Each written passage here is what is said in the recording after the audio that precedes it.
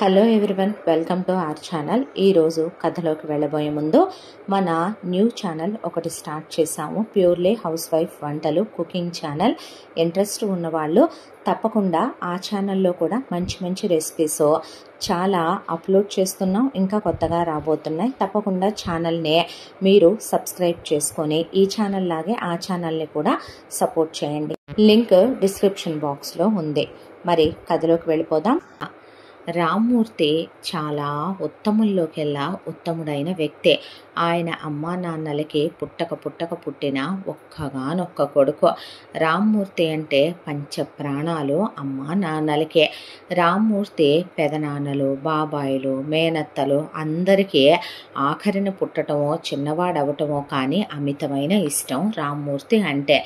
రామ్మూర్తి పెరిగి పెద్దవాడయ్యి ఆ రోజుల్లో ఆయన బాగానే చదువుకున్నాడు. అయినప్పటికీ వ్యవసాయం అంటే ఇష్టం. పైగా 50 ఎకరాల పొలం ఉంది. దానికి తోడు సొంత ఇల్లు చాలా పెద్దది, మండువాలోగిలి ఇల్లు ఉంది. ఇక ఆయనకి వ్యవసాయం అనే దాంతో ఇష్టం ఉండటంతో ఆయన అమ్మా నాన్నలతో ఉండొచ్చు అనే దాంతో ఇక్కడే ఉంటానంటే సరేనయ్యా అన్నారు. వయసుకొచ్చిన కొడుక్కి పెళ్లి చేయాలి. కొడుకు చాలా ఉత్తముడు, తెలివైనవాడు, మంచివాడు, చదువు సంస్కారం ఉన్నవాడనే సంబంధం చూస్తే అమ్మాయి పేరు లక్ష్మి. చాలా అందంగా మహాలక్ష్మి లాంటి కళ ఉట్టి పడుతోంది. పిల్ల బంగారం అని అందరూ చెప్పుకుంటుంటే విని మనసు మురిసిపోయింది రామ్మూర్తి తల్లిదండ్రులకే. లక్ష్మితో రామ్మూర్తికి వివాహం జరిపిస్తే లక్ష్మి ఒక్కగానొక్క కోడలు అనే దాంతో రామ్మూర్తి తల్లి పెట్టెడు నగలు పెడితే లక్ష్మి పుట్టింటి వాళ్ళు ఆవిడకి ఆ రోజుల్లోనే 100 తులాల బంగారం పెట్టి పంపించారు అత్తారింటికి. ఇక భార్యాభర్తలది అన్యోన్యమైన దాంపత్యం. మాట వరుసకైనా చిన్న విషయంలో కూడా గొడవ ఉండదు ఇద్దరికే.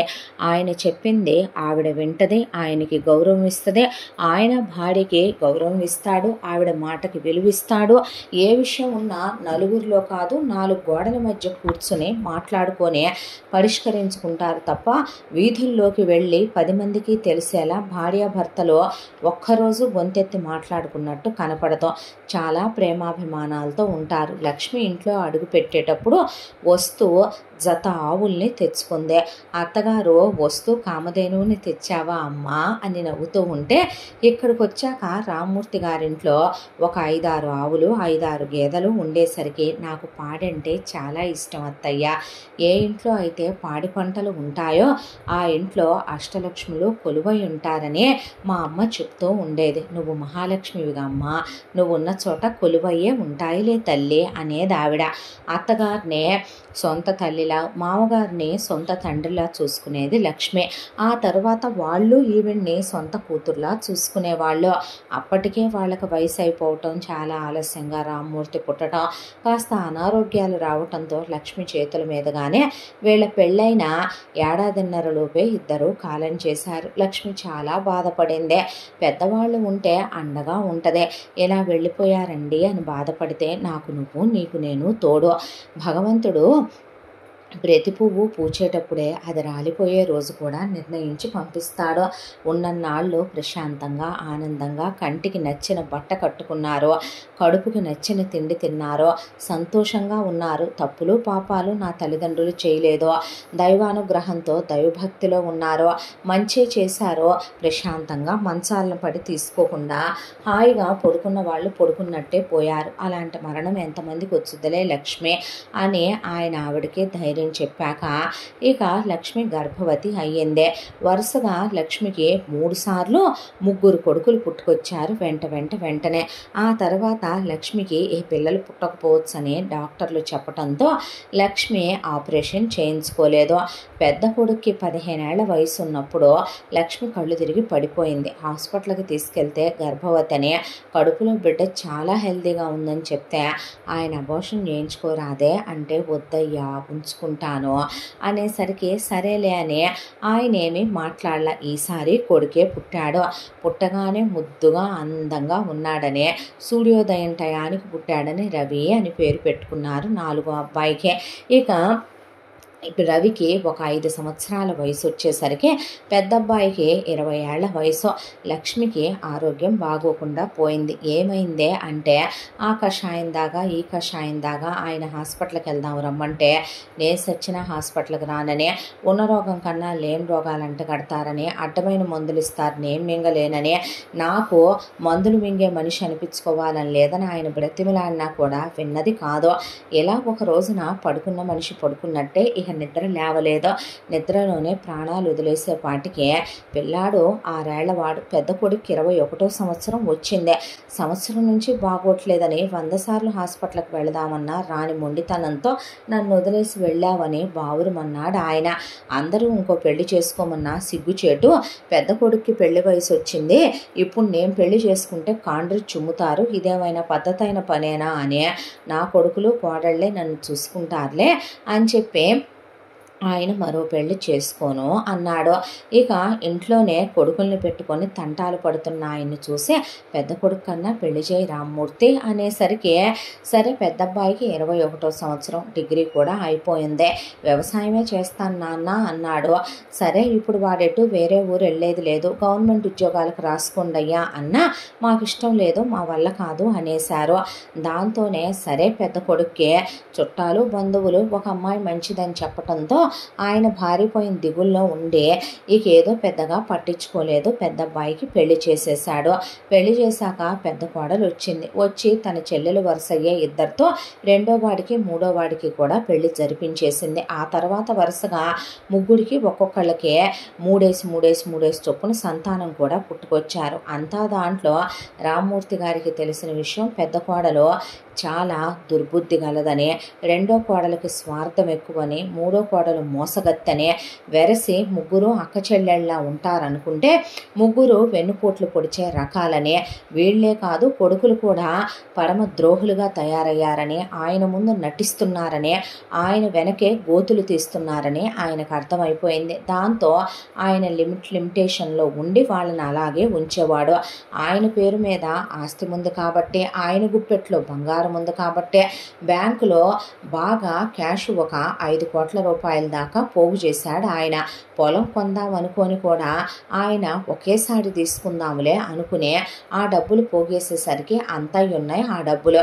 దాంతో తండ్రి దగ్గర రూపాయి ఉందని అదుపులో ఉండటమే తప్ప లేదంటే వీళ్ళు చాలా దూరాలు వెళ్ళే రకాలేనని తెలిసే అంతా దాంట్లో చిన్నపిల్లాడు చిన్నాడు, తల్లి పోయిందనే దాంతో పిల్లాడిని ఆయన జాగ్రత్తగా పెంచుకుంటూ ఉంటే వీళ్ళన్నా ప్రయోజకుడిని చెయ్యాలి, అసలు ఎందుకు కన్నావే, నువ్వు కన్నదానివి వాళ్ళతో పాటు కన్నా పోను వీళ్ళనే, ఆలస్యంగా కన్నావా చిన్న వెధవైపోయాడని ఆయన బాధపడుతూ ఉండేవాడు. ఒకవైపున ఆయన్ని పొలం వెళ్ళనిచ్చి చిన్నపిల్లాడైన రవిని దగ్గరికి పిలిచి ముగ్గురు కోడళ్ళు, ఇదిగో ఈ 10 ఎత్తుకెళ్ళి కొనుక్కో, 20 ఎత్తుకెళ్ళి కొనుక్కో, స్కూల్కి వెళ్ళబాకు, బాక్సులో అన్నం పెట్టిస్తాము, ఎల్లు గుళ్ళో ఆడుకోపో, లేదంటే గనక సినిమాకి వెళ్ళు, లేదంటే గనక పక్కూరికి వెళ్ళిపో అని పిల్లాడినే స్కూల్కి వెళ్ళనివ్వకుండా చేసేశారు. వీళ్ళ దుర్బుద్ధి ఏంటంటే ఉన్నదే ఆయన నలుగురు కొడుకులకి పంచే బదులు రవి పనికిమాలినోడు, చదువు సంధ్య లేనోడైపోతే పని పాట చేయటం చేతకాపోతే ఎటు పెళ్ళవదో, పెళ్ళవని వాడికి పిల్లలు పుడతారు, వారసులను ఎత్తుకుంటాడనే ఇది ఉండదు, ఆ వాట ఆస్తి కూడా తమకే వచ్చి పడుద్దు కదా అని చెప్పి పిల్లాడిని శాంతానికే చెడగొట్టారు ముగ్గురు కలిసే. రామ్మూర్తి గారు పిల్లాడు కనపడితే పట్టుకొచ్చి ఏం పని నాన్న, అది తప్పు కదూ, స్కూల్కి వెళ్ళొద్దు, అలా చేయొచ్చా అని ఆయన స్కూల్ దగ్గరికి తోసేసిన, నాకొద్దు, నేను చదువుకోను, నాకు ఇష్టం లేదంటే ఆయన కొట్టలేడు. భార్యే కనపడుద్ది రవి మొహంలో. లక్ష్మి పోలికలు బాగా ఎక్కువగా ఉంటాయి. తప్పు నాయన, అలా ఉండకూడదంటే కోడళ్ళు తొంగి చూడటం, కోడళ్ళ చూపులు ఆయనకి ఈ పాములు కక్కిన విషయం ఇదని అర్థమైపోయి రవిని దగ్గరికి తీసుకుని ఆయనే కాస్త తెలుగు రాయటం చదవటం వరకు నేర్పించాడు. ఈలోపు రవి చేతికి చిక్కకపోవటం, మధ్య మధ్యలో కాస్త సిగరెట్ల అలవాటు, రోజు తాగడు కానీ అప్పుడప్పుడు వారానికి 2-3 సార్లు 2-3 పెగ్గులు దాకా వస్తాడు. ఆయన మందలించాడు 4-5 సార్లు, నాన్న నేను మంచోడ్నేలే అనే. అంతా దాంట్లో కూడా బుద్ధి చెడ్డది కాదు, మనిషి దుష్టుడు కాదు, ఒకళ్ళని కొట్టడం తిట్టడం ఇలాంటి ఏమీ ఉండవు. కానీ చదువు జ్ఞానం తెలివితేటలు మాత్రం పూర్తిగా లోపించేసినాయి రవికి. అంతా దాంట్లో ఇది గ్రహించిన రామ్మూర్తి, సరే నువ్వు చదువుకోవద్దురా, నాతో పాటురా, వ్యవసాయం చేద్దు కానీ అని తీసుకెళ్ళి వ్యవసాయం చేయటం నేర్పించాడు ఆయన. అసలు ఎంతో బాగా పండించే రైతుల కన్నా కూడా బ్రహ్మాండంగా వ్యవసాయం చేయగలడు రవి. మెళకువలు నేర్పాడు ఆయన. ట్రాక్టర్ తోలటం, లారీ తోలటం, కారు తోలటం, బైకులు తోలటం, సైకిల్ దొక్కటం అవి మొత్తం నేర్పించుకొచ్చాడు. ఇక ఏదో ఒక పని రేపొద్దున వాడంటూ బ్రతికే రోజున బ్రతుకు తెరువుకే ఉపయోగపడకపోద్దా అనేది ఆయన ఆశ. ఇక ఉన్నట్టుండి రామ్మూర్తికి ఆరోగ్యం బాగోకుండా పోయింది. రవికి 24 ఏళ్ల వయసు వచ్చింది. పెళ్లి చేద్దామని 3 సంవత్సరాల నుంచి ఆయన వెతకని సంబంధం లేదు. వచ్చిన ప్రతి ఒక్కళ్ళకి కోడళ్ళు రవికి మగతనం లేదని, మగాడు కాదని, రవి ఉంపుడు గత్తెలతో తిరుగుతాడని, రవికి లేని చెడలువాటంటూ లేదని, చదువుకోలేదని, పనిచేయడని, సోమరిపోతని, అసలు పెళ్ళాంతో సంసారం చేయటం రాదని, పరమ దరిద్రుడని వాళ్ళమ్మ ఆలస్యంగా కంటం వల్ల లోపల ఆర్గాన్స్ డెవలప్ అవ్వకుండా పుట్టాడని, ఇలా ఎన్నో చెప్పి కొడుకులు కోడళ్ళు ఒక్క సంబంధం కుదరనివ్వకుండా చెడగొట్టేశారు.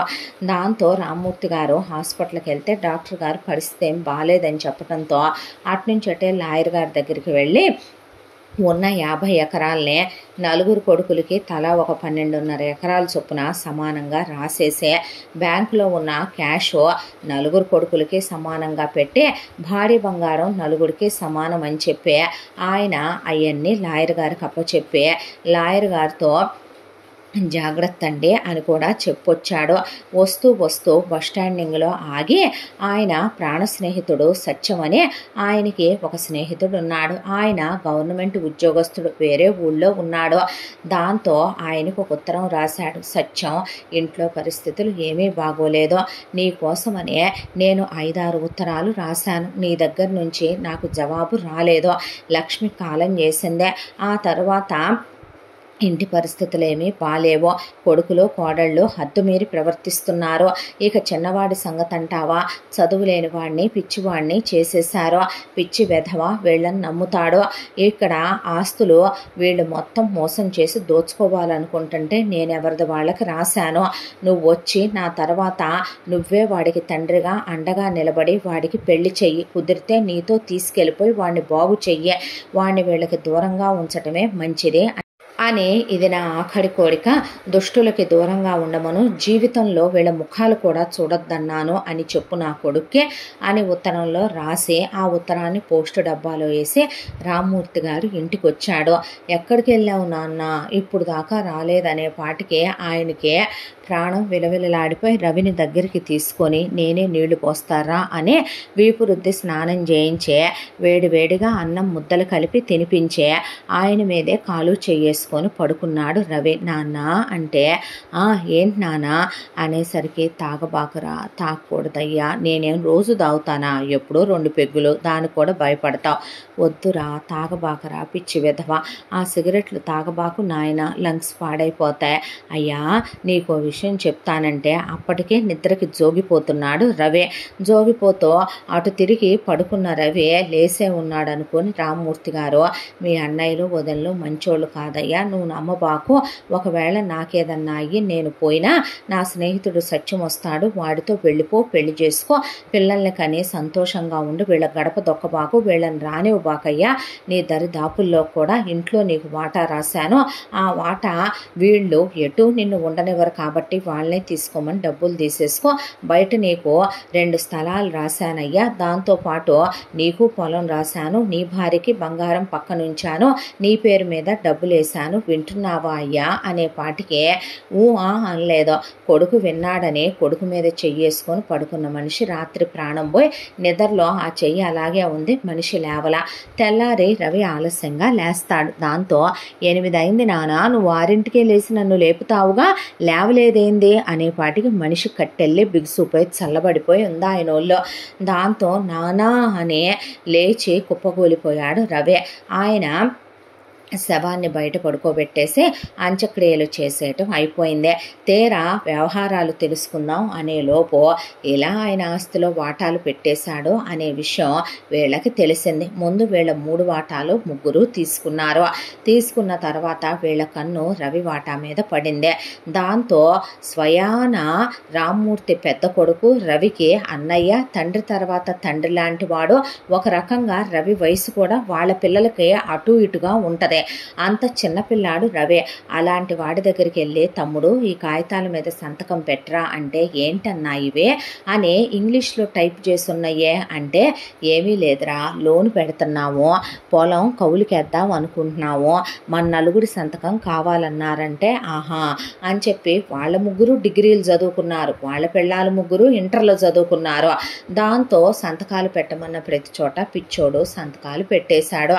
దాంతో ఆ పొలం వెంటనే రిజిస్ట్రార్ దగ్గరికి వెళ్ళి వీళ్ళ ముగ్గురు పేరు మీద సమానంగా పంచి రాయించేసుకొని ఆ తర్వాత రిజిస్ట్రేషన్ కూడా చేయించేసుకొని పక్కాగా ఉన్న బంగారం ఆ తర్వాత డబ్బులు కూడా పంచేసుకోవటం అయిపోయింది. ఇప్పుడు రవి బరువుగా ఉన్నాడు, భారంగా ఉన్నాడు, దరిద్రంలో ఉన్నాడు, శని తగులుకున్నాడు అనే దాంతో రవిని పట్టించుకోవటం మానేశారు, లెక్క చేయటం మానేశారు.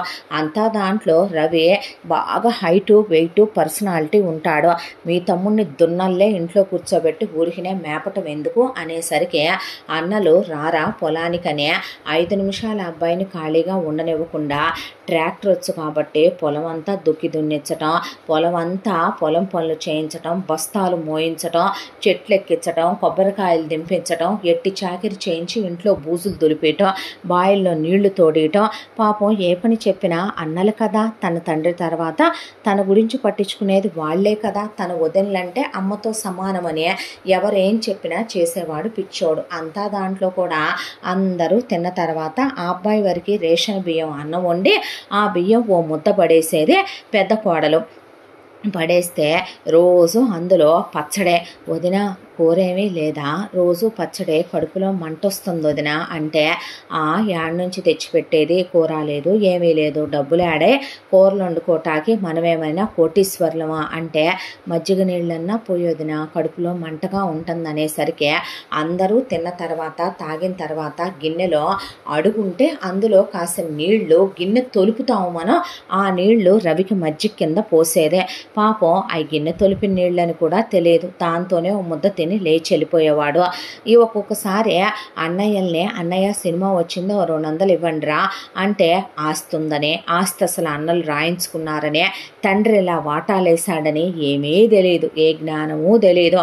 దాంతో ఇలా పద్దాక వీడైంది మమ్మల్ని అడుగుతాడు డబ్బులు అని అన్నలు అనేసరికి అన్న పెళ్ళాం వదిన ఇట్రా రవి అని చెప్పి రవిని ఆ ఊళ్ళోనే ఉన్న ఒక ఆయన దగ్గరికి తీసుకెళ్ళి ఆయనకి లారీ ట్రాన్స్పోర్ట్ ఉంది, ఇదిగో బాబాయ్ నీ దగ్గర ఎప్పుడన్నా పని ఉంటే మా రవిని బిలు అనే, నీకెప్పుడైనా డబ్బులు కావాలంటే బాబాయ్ లారీ మీద వెళ్ళు రవి డ్రైవర్గా, నీకు డ్రైవింగ్ వచ్చుగా బాబాయ్ డబ్బులు ఇస్తాడు అని చెబితే సరేనొదినా అని బాబాయ్ పని ఉంటే ఇవ్వవా అనే పాటికే ఆయన మంచోడు.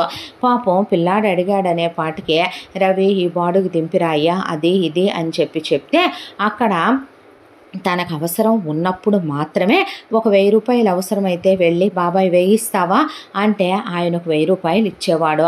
అలా ఆ 1000 అయిపోయేంత వరకు వాడుకొని మళ్ళీ లారీ మీద ఒక ట్రిప్ వెళ్ళి మిగతా టైం అంతా ఇంట్లో వెట్టి చాకిరీ చేయటమే.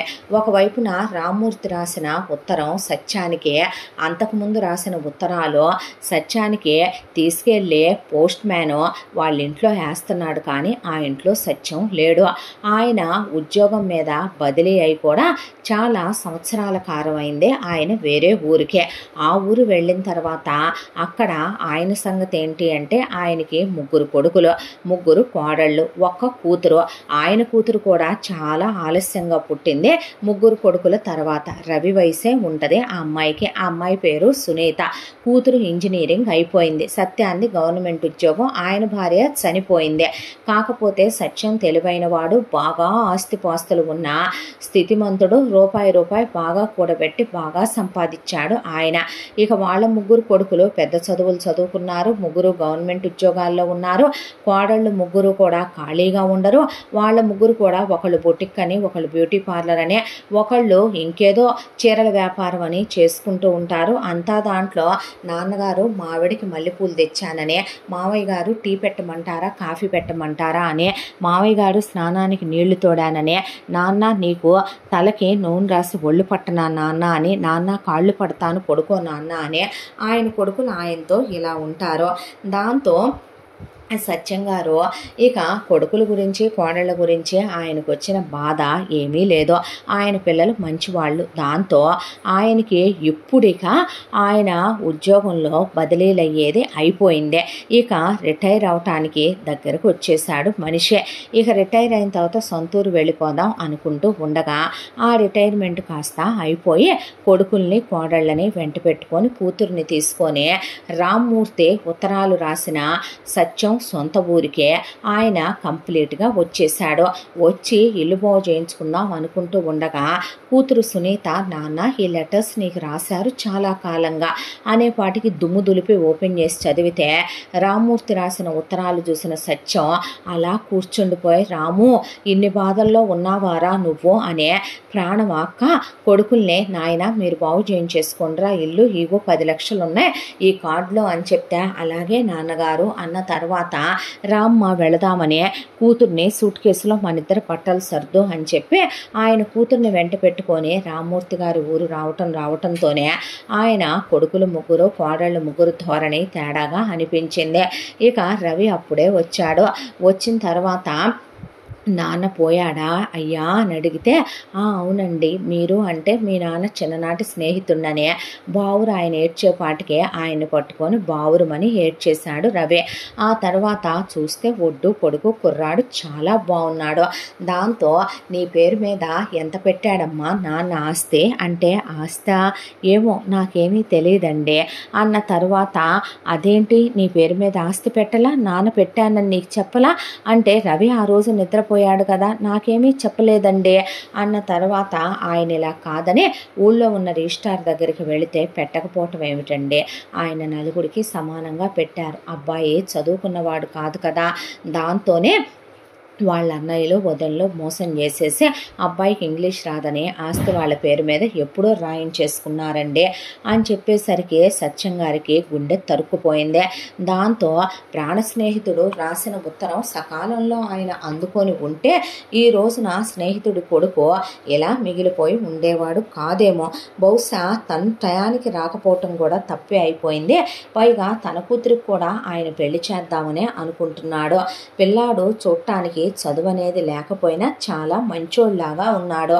అలాంటి పిల్లాడిని సానబెడితే ఆ అబ్బాయే బాగుపడతాడు, కూతురు అల్లుడు సుఖంగా ఉంటారు అనే దాంతో, అమ్మ పెళ్లి చేసుకుంటావా రవిని అని అడిగితే, నాన్న అనేసరికి నీ ఇష్టం తల్లే అన్న తర్వాత, లేదు నాన్న ఆయనతో ఒక్కసారి మాట్లాడి అన్నాక, బాబు మీ నాన్న నాకు నీ పెళ్లి బాధ్యత అప్పచెప్పాడు. మా అమ్మాయి ఇదే సునీత, దీని పేరు ఇంజనీరింగ్ దాకా చదువుకుంది, మా అమ్మాయిని పెళ్లి చేసుకుంటావయ్యా అని అడిగేసరికి రవి ఏం మాట్లాడలా. సునీత మొహమాటం లేదు, ఇట్రా రవి అన్న తర్వాత వచ్చాడు. నన్ను కొట్టకూడదు తిట్టకూడదు, నాకు ఆడవాళ్ళని కొట్టే అలవాటు లేదు అన్నతో, నేను వెంటనే పిల్లల్ని కన్ను, నీ ఇష్టం, నేను అలా బలవంతం చేయను, నువ్వు నన్ను రాత్రుళ్ళు కూడా ఇబ్బంది పెట్టి బాధ పెట్టకూడదు, నేను అలా చేయను, ఆడవాళ్ళతో ఎలా ఉండాలో నాకు తెలుసు అన్నాడు. నువ్వు నన్ను ప్రేమించాలి, అలాగే నేర్చుకుంటానులే, సినిమాలు చూశాను నేను కూడాను అన్న తర్వాత, నీకు సిగరెట్టు తాగుడు అలవాటు ఉంటే మానేయాలి, మా అమ్మ నాన్న మీదొట్టు ఇక ముట్టుకోను అన్నాడు. ఇంకేం మాట్లాడితే ఆ అమ్మాయే. దాంతో సరే నాన్న అన్న తర్వాత ఆయన ముందుగా ఇంటికి వెళ్ళి కొడుకు కోడళ్లతో చెప్పిందాకా కూడా కాదులే, అసలే ఇక్కడ పరిస్థితులు బాగోలేదు, చుట్టూ వీళ్ళు తాసుపావులల్లే ఉన్నారనే దాంతో, మా అమ్మాయికి మీ మరిదికి పెళ్ళమ్మాయి అనేపాటికి ఆడి నెత్తి మీద రూపాయి పెడితే పావలాకి జల్లడు, ఆడికిచ్చి చేసుకుని నీ కూతుర్ని ఏం చేసుకుంటావు అని అడిగేపాటికే, నాకు ఇష్టమేలేమ్మా అనేసరికి నీ కర్మ చేసుకోపు అంటే, ఆయనే ఒక తాళి తీసుకొని ముందు గుడికి తీసుకెళ్ళి వీళ్ళిద్దరినే ఆ గుళ్ళో పెళ్లి చేసేసాడు, ఆశీర్వదించాడు. ఆ తర్వాత ఇంటికి తీసుకొచ్చిన తర్వాత ఆ అబ్బాయి పేరు మీద రూపాయి ఆస్తి లేదు, మొత్తం వీళ్ళు రాయించేసుకున్నారని తెలుసు కాబట్టి, అమ్మా నువ్వేమీ అతిగతి లేని దానివి కాదు కదా, నా పేరు మీద ఆస్తి బాగానే ఉంది కదమ్మా, ఉన్నది ఏదైనా సరే నేను 4 వాటాలేసి మీ నలుగురికి సమానంగా ఇచ్చే తండ్రి నేను, మీ అన్నయ్యలకి పెట్టేసి నీది నీకే తీసుకొని వస్తాను తల్లి, బంగారము అలాగే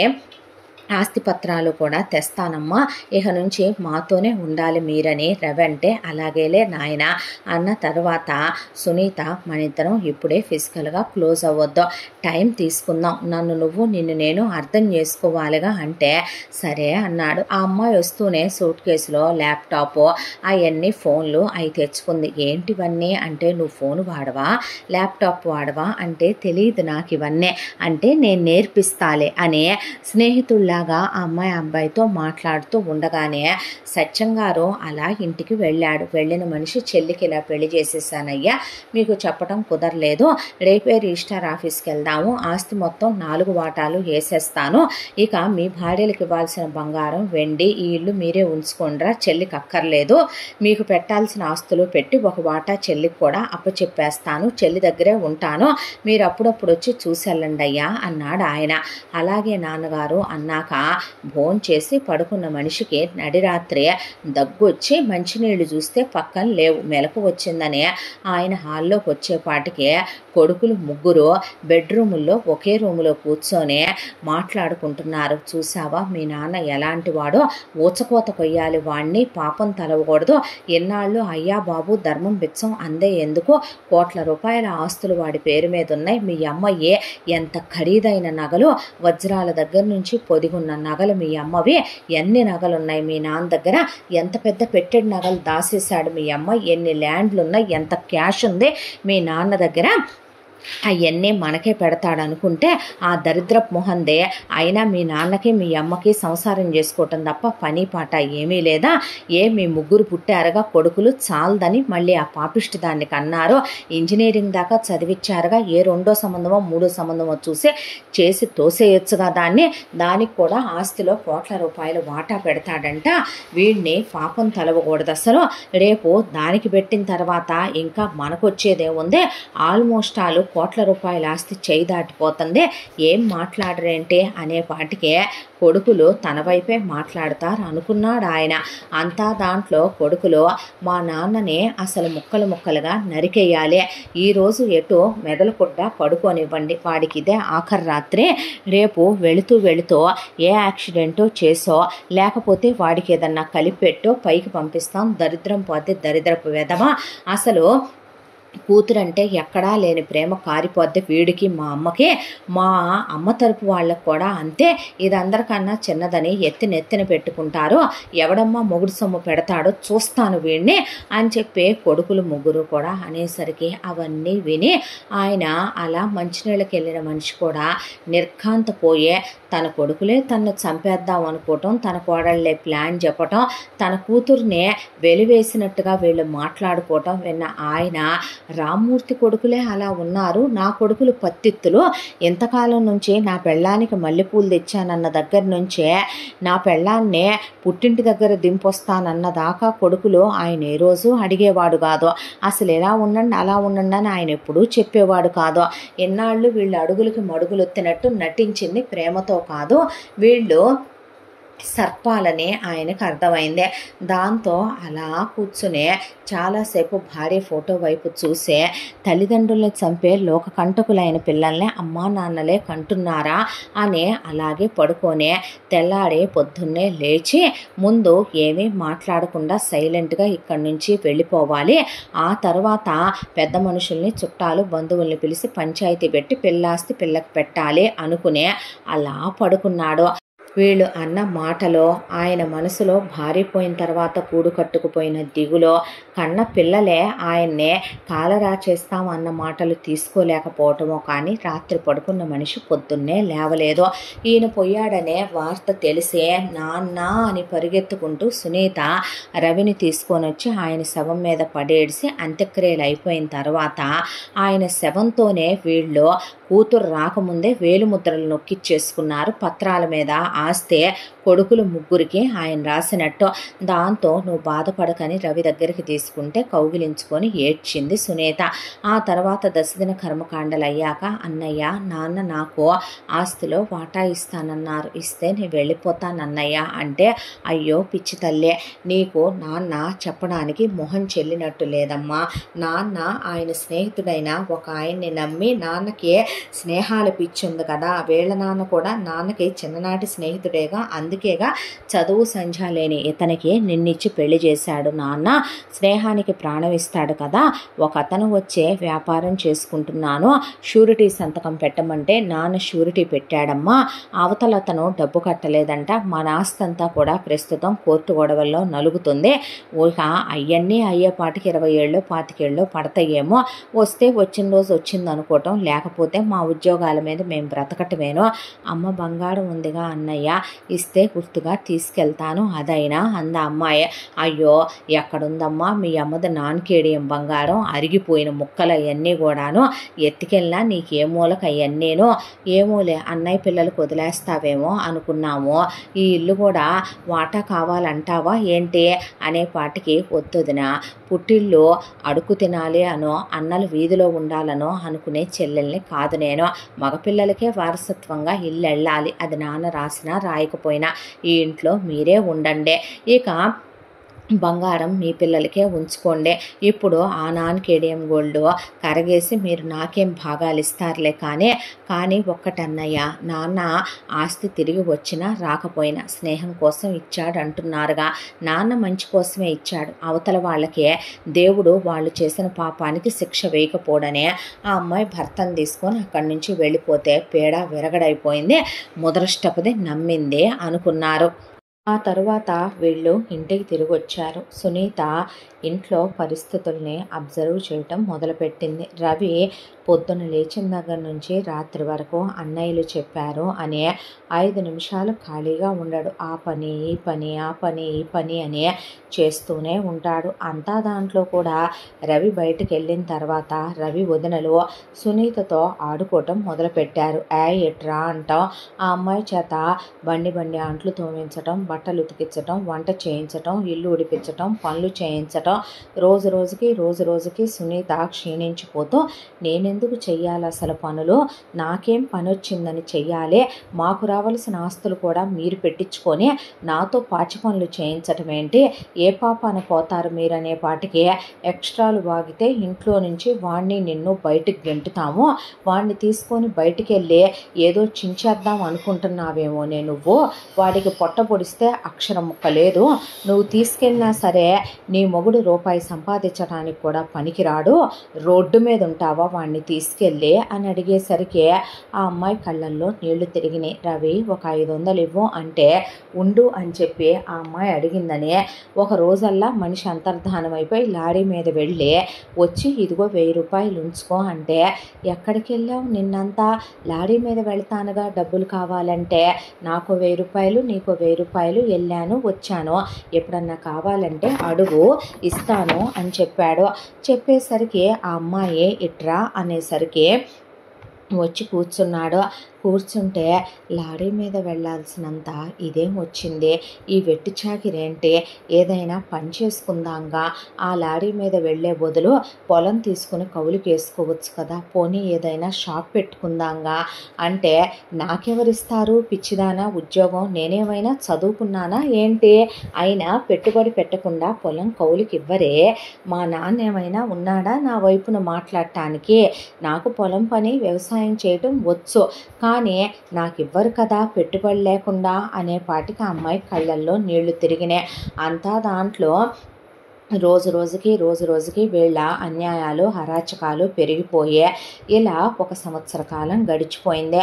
ఒక రోజున ఆ అమ్మాయి రవి భోజనం దగ్గర కూర్చుంటే వాళ్ళ వదిన పచ్చడేయటో రవి ఆ గిన్నె తొలిపోసిన నీళ్లే మజ్జిగ అనుకొని తింటం చూసి, ఏ పాపాన పోతావక్క నువ్వు, సర్వనాశనం అయిపోతారు, నాతో చాకిరీ చేయించుకుంటున్నారు, ఆ పిచ్చోడితో చాకిరీ చేయించుకుంటున్నారు, మనుషుల పశువులా మీరు, ఏమనాలి మిమ్మల్ని, ఏ చెప్పుతో కొట్టాలి మిమ్మల్ని, ఆస్తి మొత్తం రాయించుకొని దిగతింటున్నారు, దేవుడు అనేవాడే ఉంటే క్షమిస్తాడా మిమ్మల్ని, పట్టెడన్నం పెట్టలేకపోతున్నావా, పచ్చడి మెతుకులు పెడతావా ఆ మనిషికి అంటే, అంత రోషం పౌరుషం ఉంటే నడవ్వే ఇంట్లోంచి బయటికి, నీ మొగుణ్ణి వెళ్ళి సంపాదించుకురమ్మను మనం పెడతాం అనే పాటికి కళ్ళల్లో నీళ్లు తిరిగిపోయిన ఆ అమ్మాయి రవి దగ్గరకు వచ్చి, మనం ఇక్కడే ఎందుకు ఉండాలి చెప్పు, నీకు ఏదో ఒక పని వచ్చో వెళ్ళిపోదాం పద, మనం సిటీకి వెళ్ళిపోయి ఏదో ఒక పని చేసుకుందాం. నాకేం పని వచ్చే సిటీలో అంటే, సరే నీకు రాదు, నేను ఇంజనీరింగ్ చదువుకున్నా, నేను ఉద్యోగం చేస్తా అంటే పిచ్చి మాటలు మాట్లాడుకో. మనకి ఏది కావాలన్నా అన్నయ్యలు లేరా వదినలు లేరా, ఇక్కడుంటే మన చూసుకోవటానికి పుట్టి పెరిగిన ఊరు పుట్టి పెరిగిన ఇల్లే వదిలేసి ఎలా వస్తానో. అయినా నీకేమైనా కావాలంటే నేను లేనా, నిన్ను పోషించుకోలేనా, లారీ మీద వెళ్ళైనా నీ కడుపు నిండా పెడతాను సునీత. నేను అన్నయ్య వదిన ఉన్నారు కదా, ఆ చిన్నన్నయ్య వాళ్ళు ఇద్దరూ లేరు, మనకి అమ్మ నాన్న లాంటి వాళ్ళు, వాళ్ళు ఏ కష్టం వచ్చినా మన అనేవాళ్ళు అండుండాలి. నీకు నాన్న లేడు నాకు నాన్న లేడు, నీకు అమ్మ లేదు నాకు అమ్మ లేదు, వెళ్ళిపోతే రేపు మనకి ఎవరుంటారే పిచ్చిదానా అనేపాటికి అయ్యో మగడా చెప్తే వినవేంటయ్యా దేవుడా అనుకుంటూ ఉండగా ఒక రోజున ఫోన్ వచ్చింది సునీతకి.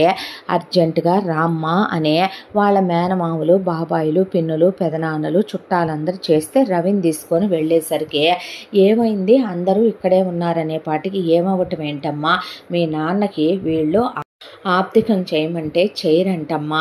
మీ నాన్న మీ అమ్మ అనాథ ప్రేతాల అమ్మ పోయారులే, పేడ వదిలిపోయిందని వదిలేసి ఊరుకోవటానికి ఏం తప్పుడు పనులు చెప్పమ్మా ఇవే, ఇలాంటి పనులేనా చేసేదే, పాపం పుణ్యం దయా కనికరం ఉండొద్దు అంతిచ్చిపోయాడు మీ నాన్న అంటే డబ్బులు లేవేమోలే మావయ్య అంటే, డబ్బులు లేకపోవటమే అంటే పిచ్చి మొహం దానా, నువ్వు ఇంజనీరింగ్ చదువుకున్నావా ఎల్కేజీ చదువుతున్నావా అని వాళ్ళ అత్త అనేపాటికి కాదత్త నాన్న ఎవరికో షూరిటీ పెట్టాడంట స్నేహితులకి, ఆస్తి అంతా అదంతా పోయి ఉంటుంది. అదే పాటికి పాపం బంగారం కూడా అమ్మది నాన్నకేడేయమంటగా అమ్మమ్మ వాళ్ళు పెట్టిందే, అదన్నా ఉంటే చేసేవాళ్ళేమోలే ఉద్యోగాల మీద బతికేవాళ్ళు అని ఆ అమ్మాయి అంటే, ఓడి దేవుడో ఓడి నాయనో అలా కదినిపించారమ్మా నీకు, నువ్వేమి తెలివి కలదానివే, నీ మొగుడు పిచ్చి మహారాజు అనుకుంటే నువ్వింకా తిక్కల దానిలాగా ఉన్నావేంటే పిచ్చి మొహం దానే, ఎవరి సొమ్ము ఎవరికి పెట్టారే అమ్మా, మీ నాన్న రోడ్డు పక్కన పొలం అమ్మ కొన్నదే, ఆ పొలం నలుగురికి 4 పాతికలని పోగు చేస్తే ఎకరం 50 లక్షలున్న పొలాన్ని పొలం మీ నాన్న షూరిటీ పెట్టాడా, ఎవడికే పెట్టాడు, మీ నాన్న ల్యాండ్లు కొంటే రోడ్లు పక్కన ఎవడికే మీ నాన్న షూరిటీ పెట్టాడు, బ్యాంకీలో క్యాష్ ఏమైందే, మేమేనమ్మా మీ అమ్మకు బంగారం పెట్టింది, నాన్నకేడియం పెట్టామా, మీ అమ్మకి వజ్రాలు మీ అమ్మకి ఖరీదైన పచ్చలు కెంపులు నీలాలు పొదిగినాయి, మీ అమ్మమ్మ వాళ్ళు ఒక్కతే చెల్లెలు అని మాకు ఎంతో గారాబంగా మేం బోల్డ్ బంగారం పెట్టి పంపుకుంటే మీ నోట్లో పురుగులు పడా మీరు నాశనం అయిపోను, ఎందుకురా అంత అబద్ధాలు చెప్పారనే పాటికి అన్నయ్య అబద్ధాలు ఆడారా మీరు, నాన్న పోయాక ఆస్తి కోసం అంత దిగసారిపోయి ఎలా చెప్పగలిగారన్నయ్య అంతంత అబద్ధాలు అనేసరికి ముందు బొంకారు. అసలు మేము తీసుకోలేదన్నారు, వాళ్ళు చెప్పే అబద్ధాలు అన్నారు, నమ్మొద్దన్నారు. ఆ అమ్మాయి గట్టిగా ప్రశ్నించేసరికి అవునే పనికి మాలిందానా, ఎందుకు పెట్టాలి నీకు, అసలు మేము ముగ్గురం పుట్టిన తర్వాత ఆ ముసలోడు ముసల్దానికి ఏం పని పాట లేక అది తల్లో పెట్టుకో పూలు పెట్టుకొని రాగానే వాడు కక్కుర్తిపడి నిన్ను కన్నాడు, కన్న తర్వాత చిన్నదానివి కడగొట్టు దానివని వీళ్ళందరూ చుట్టాలు నిన్ను ముద్దు చేయటం, వీళ్ళందరూ బంధువులు నిన్ను నెత్తికెత్తించుకోవటం, అమ్మ పోయింది కదా అని ఆయన నిన్ను తెగగారాబాలు చేయటం, అసలు నువ్వు వయసుకు రాగానే ఏ 2వ సంబంధం 3వ సంబంధం ఓడుకో ఇచ్చి చేస్తే దరిద్రం పోయేది, పనికి మాలిన ఎదవా నిన్ను ఇంజనీరింగ్లు చదివించి అక్కడికి ఈ పనికి మాలినోడికి ఇచ్చి చేశాడు, నీ బతికేదో నువ్వు బతకొచ్చుగా, మా సొమ్ముకు పడి ఏడుస్తావు, మా తెలివితేటలతో మేం దక్కించుకుంటే నీకెందుకు పెట్టాలి, అసలు నువ్వు ఎవరివని పెట్టాలి, ఎవడికి తెలుసు నువ్వు ఎవరికి పుట్టావనేదే అనేపాటికి ఇంకొక మాట మాట్లాడితే పళ్ళు రాలిపోతాయి. నాన్న గురించి అమ్మ గురించి పిచ్చి పిచ్చిగా వాగారంటే నా మొగుళ్ళ నేను అమాయకురాలను అనుకుంటున్నారా ఏంటి, ఏమే అడుక్కు తినే వెధవని చేసుకున్న నీకే అంత రోషం వచ్చిందే, అంత రోషం పౌరుషం ఉన్నదానివైతే ఏది నీ మొగుడినో 10,000 సంపాదించి చూపించమనో కాదు కూడదు అనేటట్టయితే నీకు ఒకే ఒక్క ఆప్షన్ ఇస్తాం, నువ్వు ఇంట్లో పాచి పని చేసుకుంటూ ఇంట్లో పడుండు, అంత ముద్దేస్తాం, మేము కట్టి తీసేసిన చీరలు ఇస్తాం కట్టుకో, ఆ తర్వాత నీ మొగుడిని తోటమాలి వాచ్మెన్ కింద ఉండమని 10,000 జీతం పడేసి ముద్ద పెడతాం, ఆస్తులు కావాలి వాటాలు కావాలి అంటే పళ్ళు రాలిపోతాయి, నేను కోర్టుకి కోర్టుకి వెళ్తానందా అమ్మాయి. వెళ్ళవే వెళ్ళు, నువ్వు లాయర్ని పెట్టుకుంటే ₹1,00,000 ఖర్చు పెట్టగలవా? మేము 10 లక్షలు కాదు ₹1,00,00,000 ఖర్చు పెట్టగలం. నువ్వు మహా అయితే డిస్టిక్ కోర్టుకి వెళ్ళగలవేమో, మేము హైకోర్టుకి వెళ్తాం. నువ్వు హైకోర్టుకి వెళ్ళగలవేమో, మేము సుప్రీంకోర్టుకి వెళ్తాం. ఏది ఏమైనా మొత్తం తేలేపాటికి ఒక 20-25 ఏళ్ళు పట్టుద్ది. అన్నాళ్ళు నువ్వు తిరుగుతావా? లాయర్ ఫీజులు కడతావా? నీ వల్ల అవుద్దా? నీలాంటి వాళ్ళు చాలామందిని చూసాములే కానీ పోవే అని ఆ అమ్మాయిని గెంటైపోతే మీరు నాశనమై ఊడ్చుకుపోయి పుట్టగతులు లేకుండా పోతారో. ఎంత అన్యాయం నాకు చేసినందుకు బాగుపడతారా అంటే ఎంత బలిపే నీకు అని ఆ అమ్మాయి మీద చెయ్యెత్తేపాటికి నా భార్యను కొడితే మర్యాదగా ఉండదని రవి తోసేశాడు వాళ్ళని. ఆ తర్వాత అక్కడే ఉన్న వాళ్ళ చుట్టాలు బంధువులు ఏడవ బాకమ్మ, వీళ్ళేం బాగుపడతారే నీ సొమ్ము తినే, దేవుడు అనేవాడు లేడా? మీ నాన్న ఆత్మ ఎంత ఘోషిస్తుందో వీళ్ళ బుద్ధి తెలుసుకున్నాడో ఏమోనమ్మా, మీ నాన్న అలా పోయాడు. నాకు అప్పుడే అనుమానం వచ్చింది. చచ్చిన శవానికి ఏలుకి ఇంకు రాసి ఉన్నప్పుడు ఈ మాయదారి మంద అంత అర్జెంటుగా శవాన్ని ఎత్తేయించినప్పుడే అనుమానం వచ్చిందని ఊళ్ళో వాళ్ళు చుట్టాలు బంధువులు తలా ఒక మాట అనేసరికి ఆ అమ్మాయి చేయి పట్టుకొని రామ్మ అని ఆ అమ్మాయి మేనమామ వాళ్ళు తీసుకెళ్లారు.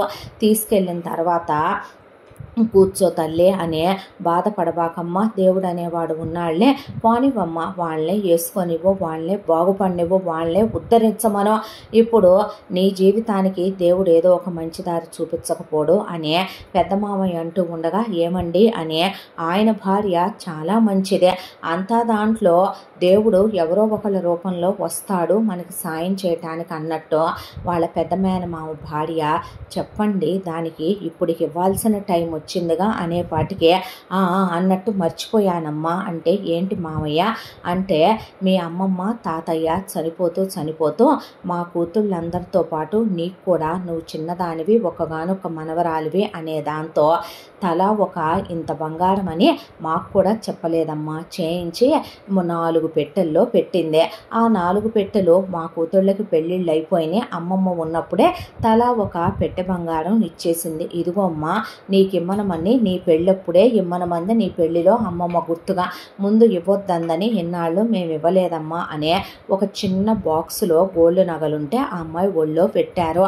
పెట్టేసరికి మేమున్నాం, నువ్వు బాధపడొద్దమ్మా, నీకు డబ్బులు సాయం కావాలన్నా ఇస్తామనే తలా ఒక చెక్కు బుక్ మీద సంతకం పెట్టబోతే వద్దు మామయ్య, మీకు పెళ్ళాం బిడ్డలు ఉన్నారు, నా వాళ్లే నన్ను అన్యాయం చేసి అవమానం చేసి గెంటేసిన తర్వాత మీ మీద పడి బ్రతకాలనుకునే మనిషిని కాదు. ఈ బంగారం ఎందుకు తీసుకుంటున్నానంటే అమ్మమ్మ నాకు ఇచ్చింది కాబట్టే వారసురాలిగా మనవరాలిగా నా హక్కు అనే దాంతో తీసుకున్నాను. సాయం చేస్తానన్నారు, అండగా ఉండండి చాలు. మీలాంటి నలుగురు మంచి మాటలు, నలుగురు అండా ఉంటే, నలుగురు దీవెనలుంటే దేవుడే మాకు తోడై వచ్చి మమ్మల్ని దేవుడు చల్లగా చూస్తాడనేసరికి అక్కడికి చనిపోయిన సత్యంగారే అన్న తమ్ముడు వచ్చారు. సత్యంగారు ఎంత మంచి మనిషి అంటే అన్నదమ్ములతో పాటు ఆయనకి కన్నవాళ్ళు పెట్టిన పొలము స్థలము వస్తే అన్నకి తమ్ముడికి చెరిసగమని ఇచ్చేశాడు ఆయన. ఇప్పుడు అది రోడ్డు పక్కనే ఉండటం వల్ల ₹1,00,000 రేట్లు పెరిగి వాళ్ళు బాగా బాగుపడ్డారు. ఆయన ఇచ్చింది పెట్టి వ్యాపారాలు పెట్టే దాంతో వాళ్ళు సునీత దగ్గరికి వచ్చి బాధపడబాకమ్మ, ఊరికెళ్ళాము, విషయం మాకు తెలిసిందే, నీకు మీ నాన్న మాకు చేసినంత సాయం మేము నీకు చేయలేము, ఎందుకంటే మా పిల్లలు ఆస్తులు మొత్తం పెట్టించేసుకొని ఫారెన్లు వెళ్ళిపోయారమ్మా, మా దగ్గర ఇప్పుడంత చెప్పుకోదగిన ఆస్తులేమీ లేవు, కానీ మేమంటూ నిన్నలా చూస్తూ వదిలేయలేమని చెరొక ₹5,00,000 చెక్కు రాసి ఆ అమ్మాయి చేతిలో పెట్టి మా కష్టార్జితంలోంచి ఇస్తున్నాం తీసుకో తల్లి అని, మీ నాన్నది గవర్నమెంట్ ఉద్యోగం మాకు రాలేదనే దాంతో మీ నాన్న ఆ రోజున వాడి వాటా వదిలేసుకున్నాడు, మేము అయిపెట్టే వ్యాపారాలు పెడితే మా పిల్లలు అవన్నీ పెట్టించుకొని మమ్మల్ని అనాథలుగా వదిలేసి వెళ్ళిపోయారు, కనీసం ఇంటి ఆడపిల్లగా నీకన్నా ఉంటాయి ఉంచుకోమ్మా అని వద్దన్న వాళ్ళు చేతిలో పెడితే ఆ 10 లక్షల డబ్బులు తీసుకొని బంగారం బాక్స్ తీసుకొని రవిని వెంట పెట్టుకొని వస్తూ ఉండగా ఒక బస్టాండ్కి వచ్చేపాటి కళ్ళు తిరుగుతున్నాయి అంది అమ్మాయి. అనేసరికి పరిగెత్తుకుంటూ వెళ్ళి టిఫిన్ తీసుకొచ్చి ఆ అమ్మాయికి తినిపించారు. చేపించాడు. టిఫిన్ తినగానే ఆ అమ్మాయి కళ్ళు తిరిగి రవి మీదే పడిపోయింది. వెంటనే హాస్పిటల్కి తీసుకెళ్తే డాక్టర్ గారు, ఏమయ్యా అసలు మీకు బుద్ధి ఉందా లేదా, ఆ అమ్మాయి ఎంత వీక్గా ఉందో తెలుసా, ఆ అమ్మాయికి అసలు బ్లడ్ లేదు, విటమిన్స్ మినరల్స్ అన్నీ పడిపోయి కొట్టుకుంటున్నాయి, పల్స్ రేటు కూడా డౌన్లో ఉంది, ఆ అమ్మాయికి తిండి పెట్టకుండా ఏం చేస్తున్నావయ్యా నువ్వు, మొగుడువేనా అసలు, ఆ అమ్మాయి చేత చాకిరీ కూడా చేస్తున్నట్టున్నావుగా, క్షీణించిపోయింది మనిషి అనేసరికి రవి ఆ అమ్మాయి పక్కనే అలా కూర్చున్నాడు. స్పృహలోకి వచ్చింది ఆ అమ్మాయి. నర్సుని ఏమైందనే పాటికి, మీకు ఫుడ్ లేక చానాళ్ళు అయినట్టుంది కదండి, ఒకసారి కడుపు నిండా తిన్నట్టున్నారు, దాంతో షుగర్ లెవెల్స్ బాగా పెరిగి మీరు కళ్ళు తిరిగి పడిపోయారు అనేసరికి, అసలు నీకు ఏమైందే, ఎందుకు మన పెళ్ళైన దగ్గర నుంచి ఇప్పటికీ సన్నగా అయిపోయావు, దిగులు పడతావు, ఏడుస్తావు, ఏమైంది నాకేదో చెప్తావు, నాకేమో అర్థం కాదు, ఏంటి తిండి తినట్లేదంటారు, అన్నయ్య వదినలు నిన్ను సంతోషంగా చూసుకోవట్లేదా, వదిన వాళ్ళు పెట్టట్లేదా, నీకే అమ్మ నాన్న గుర్తొస్తున్నారా, ఉండలేకపోతున్నావా, ఇక్కడ నాన్న గుర్తుకొస్తున్నాడా అని అడిగేసరికి, నీకు ఎలా చెప్తే అర్థమవుతే, నేను సస్తే వింటావా నా మాట నువ్వైనా అనే పాటికి, ఏమైందే అంటే, నిన్ను ఎవరు ఏంటి అని కూడా అడగకుండా, నువ్వు చదువుకున్నావా లేదా అని కూడా అడగకుండా నన్ను బాగా చూసుకుంటావనే నమ్మకంతో నిన్ను పెళ్లి చేసుకొని నీ చేయి పట్టుకొని వచ్చాను, అలాంటిది నువ్వు కూడా నా కష్టం సుఖం అర్థం చేసుకోకపోతే ఇంకెవరు అర్థం చేసుకుంటారో అనేసరికి, ఏమైంది అనేసరికి, ఏమవటం ఏందయ్యా, నువ్వేమైనా అడుక్కునేవాడివా, పిచ్చోడివా, నాకు అర్థం కాదు, మీ నాన్న నీ పేరు మీద ఏమీ పెట్టలేదని ఎవరు చెప్పారా పిచ్చి మొహమోడా అని ఆ అమ్మాయి హ్యాండ్ బ్యాగ్లో నుంచి ఉత్తరాలు తీసి, మీ నాన్న నీ గురించి మీ అన్నయ్యల గురించి నీకు చెప్తూ రాసిన ఉత్తరాలు మా నాన్న కోసం ఇవే, ఇదిగో చదువుతాను విను అని చదివి, నర్సు గారు ఎట్రండి అనే ఈ ఉత్తరం చూడంటే, ఇది మా నాన్న సంతకమే నాకు తెలుసు అన్నాడు.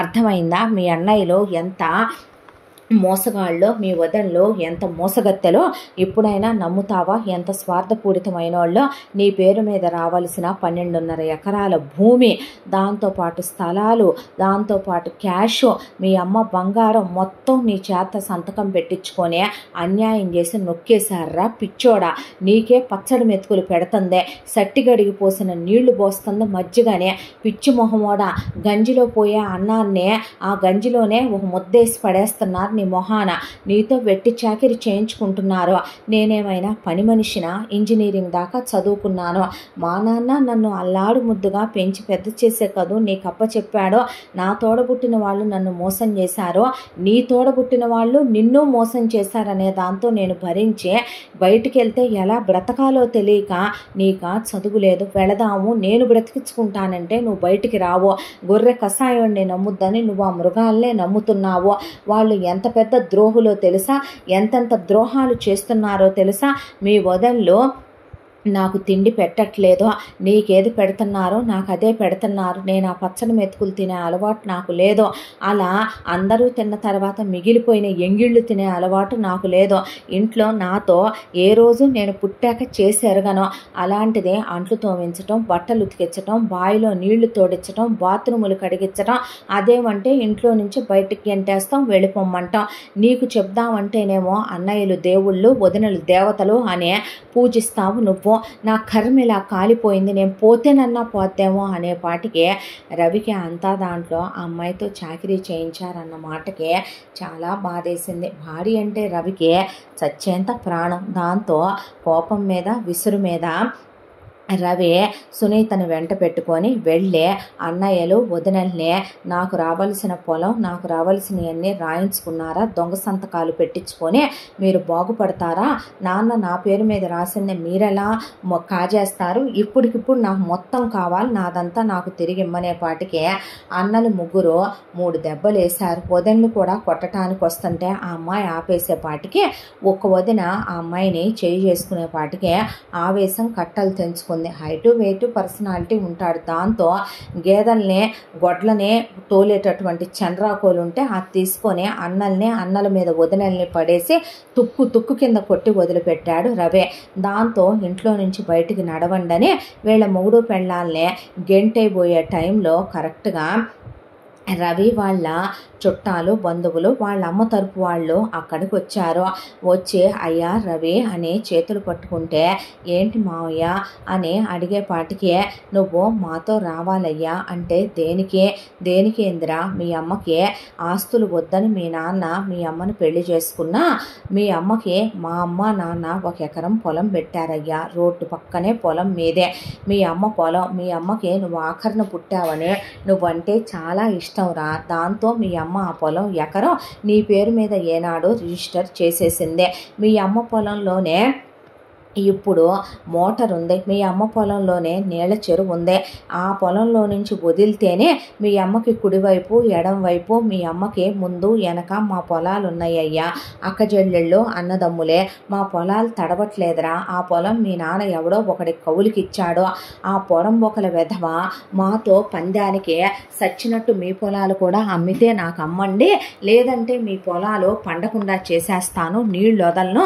అని చెప్పి వాడు మమ్మల్ని నానా నరకాలు పెడుతున్నాడయ్యా, పెళ్ళాం బిడ్డలు గల్లోళ్ళవురా, నీకు దండం పెడతామయ్యా, వచ్చా ముదృష్టి పొడితో మాట్లాడయ్యా అనేసరికి, పద వెళ్దామని సునీత అనేసరికి బట్టలు సర్దుకొని రవి సునీత వెళితే, రండమ్మా అని వాళ్ళ ఇంటికి రమ్మనమని కాస్త స్నానాలు అయి చేసి ఒక ముద్ద తిన్నాక పొలం దగ్గరికి వెళితే ఆ అమ్మాయి ఆశ్చర్యపోయింది. రోడ్డు పక్కనే ఉన్న పొలం అదే, దట్టు ఆ పొలం రేట్ ఎంతంటే మంచి రేటు మీద ఉంది పొలం.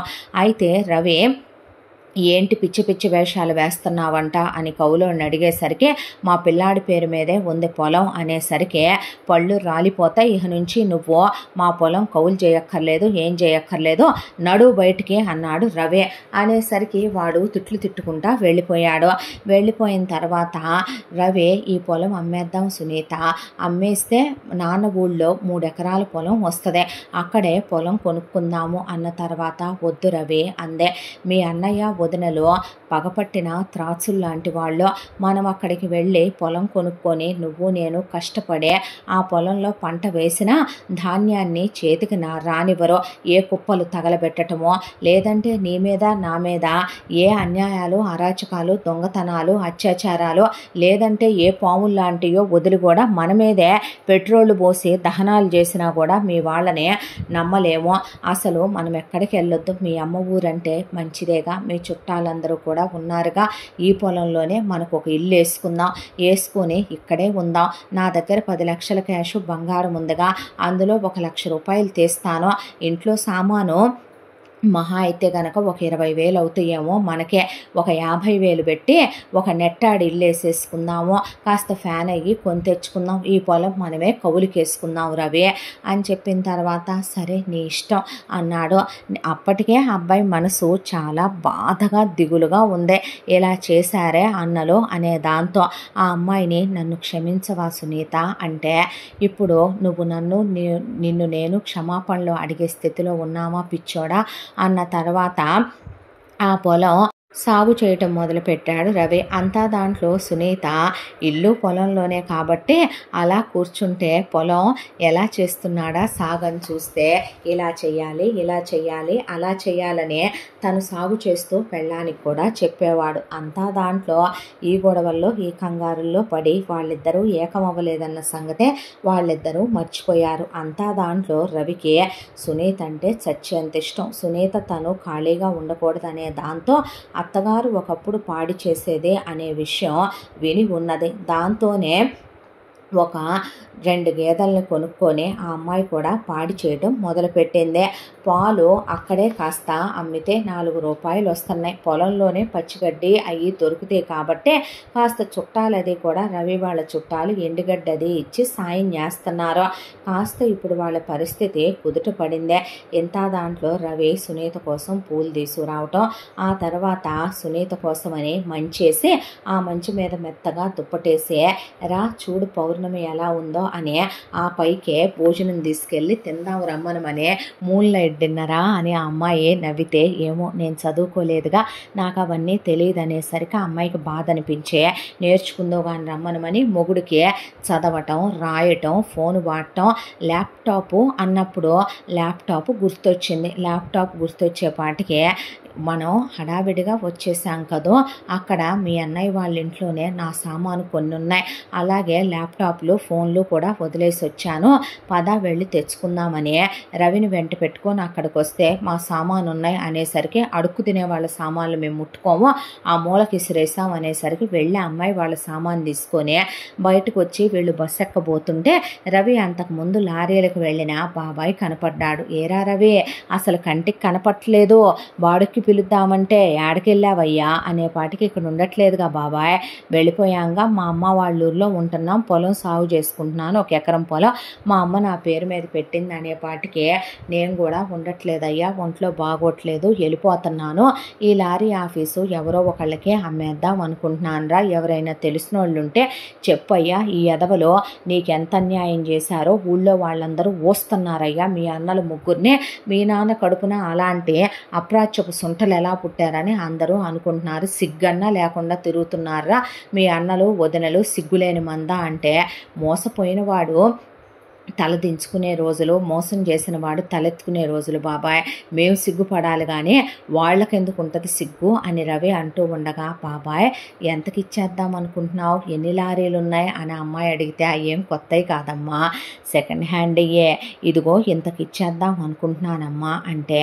బాబాయ్ నువ్వేమీ అనుకోనంటే అదేదో మా రవికే ఇవ్వరాదు అంటే, ఎందుకు ఇవ్వనమ్మా, వీడికైతే అంత కూడా కాదు, ఇంకా తగ్గించే ఇస్తాను, తీసుకోండమ్మా అన్నాక మన దగ్గర డబ్బులు ఎక్కడి సునీత తీసుకోవటానికంటే, నాన్న పోయిన తర్వాత పెదనాన్న బాబాయ్ వచ్చి 10 లక్షలు ఇచ్చారు, లక్షేగా మనం ఇంటి కోసం గేదెల కోసం తీసుకున్నాము, నా దగ్గర ఇంకా 9 లక్షలు ఉన్నాయి, అమ్మమ్మ ఇచ్చిన బంగారం కూడా ఉందిగా అని ఆ అమ్మాయి ఆ 9 లక్షలకి తోడు బంగారం ఎత్తుకెళ్ళి కుతవ పెట్టిందే, పెడితే డబ్బులు బాగా వచ్చినాయి, వెయిట్ ఉన్న నగలు ఆమె ఇచ్చినాయి, దాంతో అవి ఇవి పెట్టి రవి కోసం ఆ ట్రాన్స్పోర్ట్ ఆయన దగ్గర ఆ లారీలు కొనిచ్చిందే, కొనిచ్చిన తర్వాత నువ్వు డ్రైవర్లను పెట్టి నీకు వచ్చు కదా తిప్పించు, నువ్వు కూడా అవసరమైతే పై ఎత్తున చూసుకుంటూ ఉండు, బాడుగులవి లెక్కలవి నేను నేర్పించానుగా, ఇప్పుడు చూసుకోగలవుగా నువ్వు అన్న తర్వాత, అలాగేనంటే మరి పొలమో అన్నాడు, ఆ ఊర్లోనే ఉందాం మనం, పొలం నేనున్నానుగా, వ్యవసాయం నేను చేయిస్తాను, నాకు నేర్పించావుగా నువ్వు అని ఆ అమ్మాయి అన్న తర్వాత రవి అలాగే నన్న తర్వాత ఒకవైపున 3 లారీల మీద 3 కుర్రాళ్ళను పెట్టే డ్రైవర్లుగా వాళ్ళని పంపించి మరీ అవసరం అనుకున్న వాటికి తనే వెళ్ళొస్తూ ప్రతి రూపాయి బాడీకి లెక్క చెప్తూ తను లెక్కలు చూసుకుంటూ రవి కూడా తెలివి బారాడు. ఆ తర్వాత మెల్లమెల్లగా ఒకటి అనుకుంటున్నాను అన్నాడు. ఏంటంటే ఈ కొన్ని లారీల్ని నేను ఒక 20-25 లారీలు చేసి ఒక డిపో స్టార్ట్ చేద్దామని ఉంది నాకు అనేపాటికి, ఏంది లారీ ట్రాన్స్పోర్ట్ ఆఫీసా అనేపాటికి అన్నాడు. అన్న తర్వాత అబ్బో మా ఆయన చాలా తెలివైన వాడే, నాకు ఒక కోరిక ఉంది అయితే అంది సునీత. ఏంట్రా అనేసరికి, ఇప్పుడు నాయి కొన్నప్పుడు 2 గేదెలు కదా, అవి పిల్లలు పెట్టి ఇప్పుడు 4 అయినాయి, నేను వీటిని 100 చెయ్యాలనుకుంటున్నాను అనేపాటికి 100 అంటే అవును చేసేస్తాను 100, ఎందుకు చేయను, ఇప్పుడు మన లారీలు బాగానే తిరుగుతున్నాయి కదా, ఆ డబ్బులు కాస్త ఎత్తుకెళ్ళి బంగారానికి కట్టేస్తున్నాను, ఇంకొక కిస్తీ కడితే బంగారం వచ్చేస్తుంది, మళ్ళీ బంగారం కుదువు పెడతాను, ఆ తర్వాత నేను గేదెలను కొనుక్కుంటాను, నువ్వు మిగతా లారీలు కొనుక్కుందో కానీ అని చెబితే, అబ్బో మా ఆవిడ తెలివైందే అంటే మా ఆయన కన్నా కాదులే అన్న తర్వాత ఆ అమ్మాయిని దగ్గరికి తీసుకోవటం, ఆ అమ్మాయికి ఇక వెనక నుంచి పని చేసుకుంటుంటే కౌగిలించుకోవటం, ఆ అమ్మాయిని బుగ్గ మీద ముద్దు పెట్టి పారిపోవటం, నిద్రపోయేటప్పుడు ఆ అమ్మాయిని దగ్గరికి తీసుకోవటం, ఇంత దాంట్లో ఆ అమ్మాయి కోసమనే తను కష్టపడ్డ కష్టార్జితంలో నుంచే ఆ అమ్మాయి కోసం తాళి గొలుసు చేయించి, వచ్చిన దగ్గర నుంచి పసుపు తాడుతోనే ఉంటున్నావుగా అనేసరికి ఆ అమ్మాయి కళ్ళల్లో నీళ్లు తిరిగినాయి. ఆ తర్వాత ఆ అమ్మాయిని హగ్ చేసుకుని తాళి గొలుసు మెళ్ళో వేశాడు. ఆ తర్వాత స్నానం చేస్తుంటే ఆ అమ్మాయి వెళ్ళి వేపు రుద్దటం, తల తొడవటం ఇవన్నీ చేసి సాంబ్రాణి వేయటం చేస్తే ఆ అమ్మాయి నడుం కౌగిలించుకోవటం, నడుం మీద ముద్దు పెట్టడం, ఆ అమ్మాయిని దగ్గరికి తీసుకోవటం, వాళ్ళకున్న చిన్న జీవితంలో చాలా అన్యోన్యంగా సంతోషంగా ఉంటున్న వీళ్ళు ఒక రోజున పెద్ద వర్షం పడింది. పడిందే. ఆ వర్షం పడేసరికి సునీత వేడిగా ఏదైనా నాన్ వెజ్ తిందామా అని అడిగేపాటికి ఏం కావాలరా అంటే, ఈ వర్షంలో నువ్వేమీ వెళ్ళొద్దులే కానీ నేను ఇందాకే చికెన్ తెప్పించాను, నాటుకోడి కోసారు తెలుసా అన్న తర్వాత అబ్బో అనే బిర్యానీ చేసుకుందాందా అని చెప్పి ఇద్దరూ కలిసి నాటుకోడి బిర్యానీ చేస్తే కలిసి వేడిగా తిన్నారు. తిన్న తర్వాత పెద్ద పిడుగుపడింది. ఆ అమ్మాయి గట్టిగా కౌగులించుకుంది. దాంతో వయసుకు వచ్చిన ఇద్దరికి ఫీలింగ్స్ రావటం సహజం. దాంతో అమ్మాయిని దగ్గరికి తీసుకుని డీప్గా పెదవుల మీద ముద్దు పెట్టుకున్నాడు రవి. ఆ అమ్మాయి కూడా ఇక నో అనో టైం తీసుకుందామనో అర్థం చేసుకుందామనో తోసేయలేదో. దాంతో ఇద్దరు క్లోజ్ అయ్యి చాలా క్లోజ్గా ఇంటిమేట్ అయ్యారు.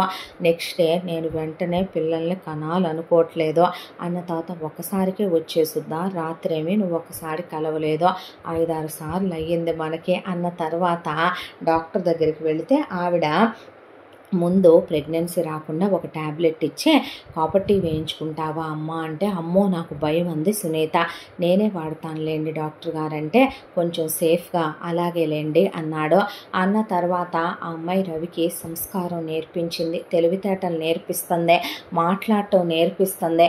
మెల్లమెల్లగా ఇంగ్లీష్ చదవటం, రాయటం, హిందీ మాట్లాడటం, డ్రైవర్లతో హ్యాండిల్ చేయటం, అలాగే బాబాయ్ వెళుతూ లారీలు ఇవ్వటమే కాకుండా అంతకుముందు బాడుగులు ఇచ్చిన వాళ్ళై చాలామంది కాంటాక్ట్లు కూడా ఇచ్చి వెళ్ళాడు. దాంతో ఒకవైపున ఆ అమ్మాయి ల్యాప్టాప్ వాడటం నేర్పి రవికి ఎక్కడెక్కడికి వెళుతున్నారు డ్రైవర్లో, ఏ వేలో ఇవన్నీ లైవ్ లొకేషన్లు ఇలా చూడాలని అవన్నీ కూడా నేర్పించింది. దాంతో మెల్లగా వీళ్ళు అన్నీ ఒక్కొక్కటిగా ఎదుగుతూ అంచెలంచెలుగా వాళ్ళ లైఫ్ని డెవలప్ చేసుకోవడం మొదలుపెట్టారు. రవికి సునీత్ అంటే పంచ ప్రాణాలు. పొద్దున్నే భార్య లేసేసరికి అలా ఎదురుగా లేచి చూస్తూ కూర్చుంటాడు. ఏంటి మగుడు గారు అంటే, ఏం లేదు, నువ్వు లేకపోతే ఎవరి కోసం బ్రతకాలో నా జీవితానికి ఒక అర్థం లేదు కదో, చదువుకుంటే నేను నీలాగే ప్రయోజకుడిని అయి ఉండేవాణ్ణేమో కదో. ఒక విషయం చెప్పమంటావా, చదువు సంస్కారాన్ని జ్ఞానాన్ని నేర్పే మాట నిజమే అయితే మీ అన్నయ్యలు వదనలు మా అన్నయ్యలు వదనలు చదువుకోకే ఇంత దిగజారిపోయిన పనులు చేశారంటావా, ఇంత వెన్నుపోట్లు పొడిచారంటావా పిచ్చోడా. ఒక విషయం చెప్పమంటావా, మనిషికి సంస్కారం ఉండాలి, విలువలు తెలియాలి. తన మన భేదాలు అయిన వాళ్ళ దగ్గరే చూసుకుంటే, అవసరం అన్నప్పుడు మేమున్నామని రాని బంధువులు, మనకి ఆపదొచ్చింది అంటే పట్టించుకొని స్నేహితులు, మనం ఎలా ఉన్నా సరే మనకెందుకులే అనుకుని వెళ్ళిపోయే మన చుట్టుపక్కల వాళ్ళు, ఈ సమాజం మన్నేమంటదో అని ఆలోచిస్తూ మనం బ్రతకూడదు. ఎందుకంటే ఎవడి బతుకు వాడిదే, ఎవడు ఉన్నా ఎవడు పోయినా సూర్యుడు రావటం మానుద్దా, చంద్రుడు రావటం మానుద్దా. ఒక విషయం తెలుసా, కాలం తన పని తాను చేసుకు వెళ్ళిపోతూనే ఉంటుంది. మనం నీతిగా నిజాయితీగా మనం ఎదగాలని భగవంతుణ్ణి కోరుకోవాలి. పక్కన వాళ్ళ సొమ్ము అరాచకంగా దోచుకుని మోసం చేసి మనం ఎదగాలనుకుంటే దేవుడు సర్వనాశనం చేస్తాడు. బాగుపడతారనుకుంటున్నావా అనే అమ్మాయి అనే వీళ్ళు ఇలా మాట్లాడుకుంటూ కూర్చున్నారు. ఒకరోజు ఇంతలో పరిగెత్తుకుంటూ రవి వాళ్ళ మేనమామ అక్కడికి వచ్చి, ఓడి మేనల్లుడో అనేపాటికి ఏమైంది మావయ్య అంటే, ఏమైంది పెద్దనాన్న అంది సునీత. అయ్యో నాకు మాటలు రావట్లేదే అమ్మా అన్నాక, ఏమైందంటే ఏమవటం ఏందమ్మా, ఈ పొలాలు ఎకరం 5 కోట్ల రూపాయలకి రేటు పెరిగిపోయింది, మీదైతే ఎకాఎకిన ఎకరం 7 కోట్లకు పెరిగిందంటమ్మా రేటు అంటే, ఎందుకు అనేపాటికి, అయ్యో ఎందుకేందమ్మా, హైవే పక్కన పొలాలైతే హైవే పడిపోయిందమ్మా అనేపాటికి ఆ అమ్మాయి అలా బిత్తరపోయి చూస్తూ నుంచుంటే రవి ఆనందంతో వాళ్ళ మామయ్యని కౌగిలించుకొని ముద్దు పెడితే ఆయన రవిని ఎత్తుకొని తిప్పేశాడు. ఆ తరువాత చాలా సంబరపడిపోయి ఆనందపడిపోయారు మొగుడు పెళ్ళాం. కానీ ఈ పొలం ఉంచకూడదంట, కబ్జాలు చేసే ఎదవలు బయలుదేరుతున్నారంట, అమ్మేసుకోమని చెప్పారమ్మా మన ఊళ్ళో పెద్దోళ్ళు అనేపాటికి, అమ్మేద్దాం రవి మనం కూడా అంది సునీత. అలాగేరా అన్నాడు రవి. అన్న తర్వాత ఆ అమ్మాయి ఆ పొలాన్ని అమ్మిచ్చేసింది. వీళ్ళకి 7 కోట్లు వస్తే మిగతా వాళ్ళకి 5 కోట్ల చొప్పున వచ్చి పాపం రవి వాళ్ళ అమ్మ పుట్టింటి తరపు వాళ్ళు కూడా బాగుపడ్డారు. పెట్టారు. ఆ తర్వాత ఆ 7 కోట్ల రూపాయల్లో సునీత 1 కోటి రూపాయలు పెట్టి ముందు ఒక ఇల్లు కట్టించేసుకుందాము, ఎంత పటిష్టంగా అంటే ఈ పక్కనే ల్యాండ్ కొనుక్కొని మనం హైవే పక్కనే పెద్దగా కట్టించుకుందాం, డ్రీమ్ హౌస్ అనే కట్టించుకున్నారు. కట్టించుకున్న తర్వాత గృహప్రవేశం చేసుకొని సత్యనారాయణ వ్రతం చేసుకొని ఇంట్లోకి వెళ్ళిపోయారు. ఆ తర్వాత అమ్మాయి కూర్చొని 6 కోట్ల రూపాయలు అలా పెట్టి రవికి లెక్క చెప్పింది.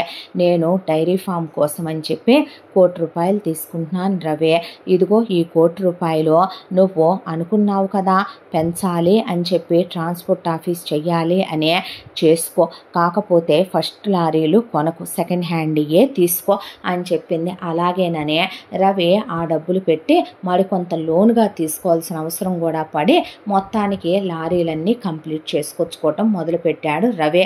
ఇటువైపున సునీత డైరీ ఫామ్ని పెంచేసింది. తన చేతి కింద కుర్రాళ్ళని పెట్టుకొని 2 వ్యాన్లు కొనుక్కొని ఇక్కడి నుంచి ఆ అమ్మాయి పాలు సిటీకి పంపించి వాళ్ళకి ఎంతెంత అవసరమో అంతంత పోయించి కార్డులు ఇచ్చి రాసుకొని రమ్మనమని ఆ కుర్రాళ్ళకే జీతాలు ఇవ్వటం మొదలుపెట్టింది. మరొక వైపున రవితో ఎకరం 20 లక్షలు ఖరీదు చేసే పొలం 5 ఎకరాలు కొనిచ్చే, ఈ పొలం మనం బతికున్నంతకాలం వ్యవసాయం చేసుకుందామంటే ఎందుకురా అన్నాడు. మా నాన్న ఎప్పుడూ ఒక మాట చెప్పేవాడు రవి, భూమి మీద రూపాయి పెట్టినవాడు ఏనాటికి నష్టపోడు, భూమి మనకి కన్న తల్లి లాంటిదే అనే, పొలాలు అమ్ముకోకూడదు, పొలం అనేది ఉంటే మనం వచ్చి అదే పొలంలో ఇల్లు వేసుకున్నాం, మన ఎవరు లేవమన్నాడు, అది మన జాగా కాబట్టే లేచి బయటికి పోండి అనలేకపోయారో, అది మన పొలం కాబట్టేగా మనం పండించుకున్నాం, మనకి ఎకరం ఉంటేనే మనం ధాన్యం పండించుకున్నాం, అందులో కందులు జల్లుకున్నాం, పెసలు జల్లుకున్నాం, మినువులు జల్లుకున్నాం, మొక్కజొన్న వేసుకున్నాం, చెరుకు పెట్టుకున్నాం, 4 కూరగాయ మొక్కలు పెట్టుకున్నాం, గనేల పక్కన 1 ఎకరంతోనే మనం అంతిదిగా బతికినప్పుడు 1 5 ఎకరాలు కొనుక్కుంటే మన జీవితాలే వెళ్ళిపోతాయి ప్రశాంతంగా. ఎటు ఇంకా జనాలకి ఎవరికీ తెలియలేదు, మన పొలాలకి ముందు వార్త వచ్చింది, అమ్ముకున్నాం, కొనుక్కున్నాం, రేటు పెరిగేదేగా అనే ఆ అమ్మాయి తెలివితేటలతో 1 5 ఎకరాలు తీసుకుంది 1 కోటి రూపాయలతో. మిగతా క్యాష్ మన ఇద్దరి పేరు మీద ఫిక్స్డ్లో వేసుకుందాం, రేపు మన పిల్లల కోసం మనం సంపాదించే మ్యూచువల్లో వేద్దాం, వాళ్ళు పెద్ద అయ్యేసరికి పద్ధతిగా పెంచితే పద్ధతిగా పెరుగుతారు, రేపు వాళ్ళకి మనం దాచిన డబ్బులు వాళ్ళ చదువుకు సరిపోతాయి, అమ్మా నాన్నలు ఏదో ఇస్తారని కాదో వాళ్ళ టాలెంట్తో వాళ్ళెంత ప్రయోజకులు అవుతారో చూడాలి పిల్లల్ని కూడాను అందే. అన్న తర్వాత అంతా దాంట్లో సునీత కోసమనే రవి నగలు చేయించాడు. నగలు చేయించి ఆ అమ్మాయిని దగ్గరికి తీసుకుని బెడ్రూమ్లో కూర్చోబెట్టి తనే ఆ అమ్మాయిని స్నానం చేయించి పట్టు చీర కట్టి రెడీ చేసి ఆ అమ్మాయికి కళ్ళు మూసుకోమని కళ్ళగంతలు కట్టి ఒళ్ళంతా నగలు పెడుతూ నడుముకి వడ్డాణం పెట్టి ఆ అమ్మాయి నడుము ముద్దు పెట్టుకొని ఆ అమ్మాయికి అప్పుడు కళ్ళగంతలు తీసి చూపిస్తే అద్దం ముందు కళ్ళల్లో నీళ్ళు ఆగలేదు ఆ అమ్మాయికి. నువ్వు అపరంజి బొమ్మవే, నీకు ఈ బంగారం ఇంకా తక్కువేనేమో, వెలవెలపోతున్నాయి, ఇంకా వేసినా సరిపోతుందేమో అనిపిస్తోంది నగలనేసరికి నేను భాగ్యశాలిని, ఏ విషయంలోనో తెలుసా, ఒక ఆడదాని జీవితంలో అమ్మా నాన్నలు ఎలా ఉన్నా, తోడబుట్టిన వాళ్ళు ఎలా ఉన్నా జీవితాంతం ఆ అమ్మాయి ఉండేది భర్తతో. అత్తింటి వాళ్ళు ఆరళ్ళు పెడుతున్నారని చెప్పుకునే చాలామంది ఆడపిల్లలు వాళ్ళ వైపు మొగుడనేవాడు స్టాండ్ తీసుకుంటే ఆ అమ్మాయి మొగుడనేవాడు మంచోడైతే ఏ నరకంలోనైనా ఉండగలదో, ఆ అమ్మాయి మొగుడనేవాడు తన వైపు మాట్లాడితే ఎంత చీకటిలా ఉన్న బ్రతుకులో కూడా ఆనందపు వెలుగులో నింపేసుకొని బ్రతికేయగలదో. నీలాంటి మొగుడు నాకు తోడుగా ఉంటే ఇంకేం కావాలి నాకు, నువ్వు నాకు ఇచ్చే విలువ ముందు గౌరవం ముందు ఈ నగలే వెలవెలపోతున్నాయనే మొగుడిని కౌగిలించేసుకుంది. అలా చాలా రొమాంటిక్గా చాలా హ్యాపీగా కారు కొనుక్కున్నారు. ఆ తర్వాత రవి సునీత ట్రాన్స్పోర్ట్స్ అనే ఇంకా పెంచేసే క్యాబులు కూడా మొదలుపెట్టారు. బాగా తెలివితేటలు మీరిపోయాడు రవి. రూపాయి దాయటం మొదలుపెట్టారు. సునీత ఒకవైపున ఫార్మింగ్ కూడా ఆర్గానిక్గా చేయించి organic vegetables, flowers, fruits sale చేయడం మొదలుపెట్టింది. దాంతోపాటు ఇక కంట్రీ చికెన్ అనే, ఇక అక్కడే దొరికేటటువంటి ప్యూర్గా ఉండే మటన్ అని అవి కూడా అమ్మించటం మొదలుపెట్టింది. ఫ్రెష్గా దొరికే ఫిష్లని, ప్రాన్స్లని చుట్టుపక్కల ఊళ్ళ వాళ్ళ దగ్గర కూడా పాలుకొని ఆ అమ్మాయే వెన్న తీయించి వెన్న, నెయ్యి కూడా అమ్మించటం, పన్నీర్ అమ్మించటం, దాంతో బాగా బాగుపడ్డారు వీళ్ళు. మొగుడు పెళ్ళాం చేద్దాం, 5 నిమిషాలు ఖాళీగా ఉండరు. అలాగనే ఈవినింగ్ 6 అయ్యేసరికి ఫ్రీ అయిపోతారు. అన్ని పనులు పూర్తి చేసుకొని ఎక్కడికక్కడ సీసీ కెమెరాలు, వర్కర్లు, ఎక్కడికక్కడ నమ్మకంగా ఉండే మేనేజర్లు, చదువుకున్న వాళ్ళని పెట్టుకొని పనులు చేయించడం మొదలుపెట్టారు. మొగుడు పెళ్ళ వాళ్ళ పర్సనల్ స్పేసు వాళ్ళకే. భార్యని తీసుకుని రవి ఫారెన్ ట్రిప్పులకే వెళ్తున్నాడా, ఆ అమ్మాయితో కలిసి ఏ రోజు చూడని దేశ విదేశాలే చూసొస్తున్నారా, భార్యతో సంతోషంగా ఉంటున్నాడా, హనీమూన్కే వెళ్ళొస్తున్నాడా, ఇద్దరు ఎంతో ఆనందంగా పగళ్లే కాదు జీవితంలో రాత్రులు కూడా ఉంటాయి. ఆ రాత్రులు ఎంత మధురంగా ఉంటాయా, ప్రతి రాత్రి తొలి రాత్రిలా, ప్రతి రాత్రి పౌర్ణమి రాత్రిలా ఇలా భార్యాభర్తల మధ్య గడుస్తుందా అన్నంత అన్యోన్యంగా ఎంత బిజీగా ఉన్నా భార్యాభర్తలు కలిసే టిఫిన్ చేస్తారు, ఒకళ్ళకొకళ్ళు తినిపించుకుంటారు. ఎంత బిజీగా ఉన్నా ఒకళ్ళకొకళ్ళు టైం ఇచ్చుకుని కలిసి భోంచేస్తారు, కలిసి కబుర్లు చెప్పుకుంటారు. ఎంత అరమరిక లేకుండా, ఇద్దరి మధ్య రహస్యాలు లేకుండా పొద్దున్నుంచి సాయంత్రం వరకు జరిగినవన్నీ కూర్చుని ఇద్దరు డిస్కస్ చేసుకుంటారు. గదిలో డోర్ వేసుకునే పని వాళ్ళని హద్దుల్లో ఉంచుతారు. చుట్టాలు బంధువులతో ఎంతవరకు ఉండాలో అంతవరకే ఉంటారు. వీళ్ళ లిమిట్స్లో వీళ్ళుండి వాళ్ళ లిమిట్స్లో వాళ్ళని ఉంచుతారు. అనవసరమైన విషయాల్లో రవి కలగజేసుకోడు. డబ్బు వచ్చింది కదా అని చెప్పి సిగరెట్లని, తాగుడని, అమ్మాయిలని భార్యను నెగ్లెక్ట్ చేయడు. దిక్కులేంది, అమ్మా నాన్నలు లేదని భార్యను పట్టించుకోకపోవటం అలాంటివి ఉండవు. చచ్చేంత ప్రేమ పెళ్ళామంటే మొగుడి మీద అనుమాన పట్టమో, లేదా డబ్బులు వచ్చినాయి కాబట్టి గొంతెమ్మ కోరికలు కోరే నాకు ఆ నగలు కావాలి, ఈ చీరలు కావాలి, మనం అలా లగ్జరీగా ఉండాలి, వాళ్ళకి దోచిపెడదాం, వీళ్ళకి దోచిపెడదాం, పర్లేదు వాళ్ళని తెచ్చి ఇంట్లో పెట్టుకుందాం, మా బంధువుల్ని తెచ్చి ఉద్ధరిద్దాం, ఇలాంటి మాటలు సునీత మాట్లాడదు. మొగుడంటే అమ్మాయికి చాలా ప్రేమ. ఇలా హ్యాపీగా ఉన్న వీళ్ళకే సునీత ప్రెగ్నెంట్ అయింది. ముందు ఒక పాప, తర్వాత ఒక బాబు పుడితే వీళ్ళని చాలా జాగ్రత్తగా పెంచాలంటే కాదు, పద్ధతిగా పెంచాలి అంది సునీత. పిల్లలు కొంచెం పెరిగిన తర్వాత వాళ్ళని స్కూళ్ళల్లో వేసి పిల్లల దగ్గరికి తీసుకొని సునీత ఒక్కటే చెప్పేదే, చూడండి నాన్న, అక్క నీకన్నా పెద్దదే, అలా అని నువ్వు మమ్మ పప్ప బాయ్ లాగో సిస్టర్ బాయ్ లాగో ఉండకూడదు. నీకంటూ ఓన్ థాట్స్ ఉండాలి, నీకంటూ నీ మైండ్ ఏం చెప్పుద్దో నువ్వు అది వినాలి. నీ అక్కకి నువ్వు తోడుగా ఉండాలి, అండగా ఉండాలి. నీ భార్యకి నువ్వు అన్నీ అయి ఉండాలి. నీ భార్యను నువ్వు గుండెల్లో పెట్టుకొని చూసుకోవాలి. ఆడవాళ్ళకి నీ అక్కకి ఎలా పీరియడ్స్ వస్తాయో, నీ అమ్మకి ఎలా పీరియడ్స్ వస్తాయో నీ భార్యకి వస్తాయి.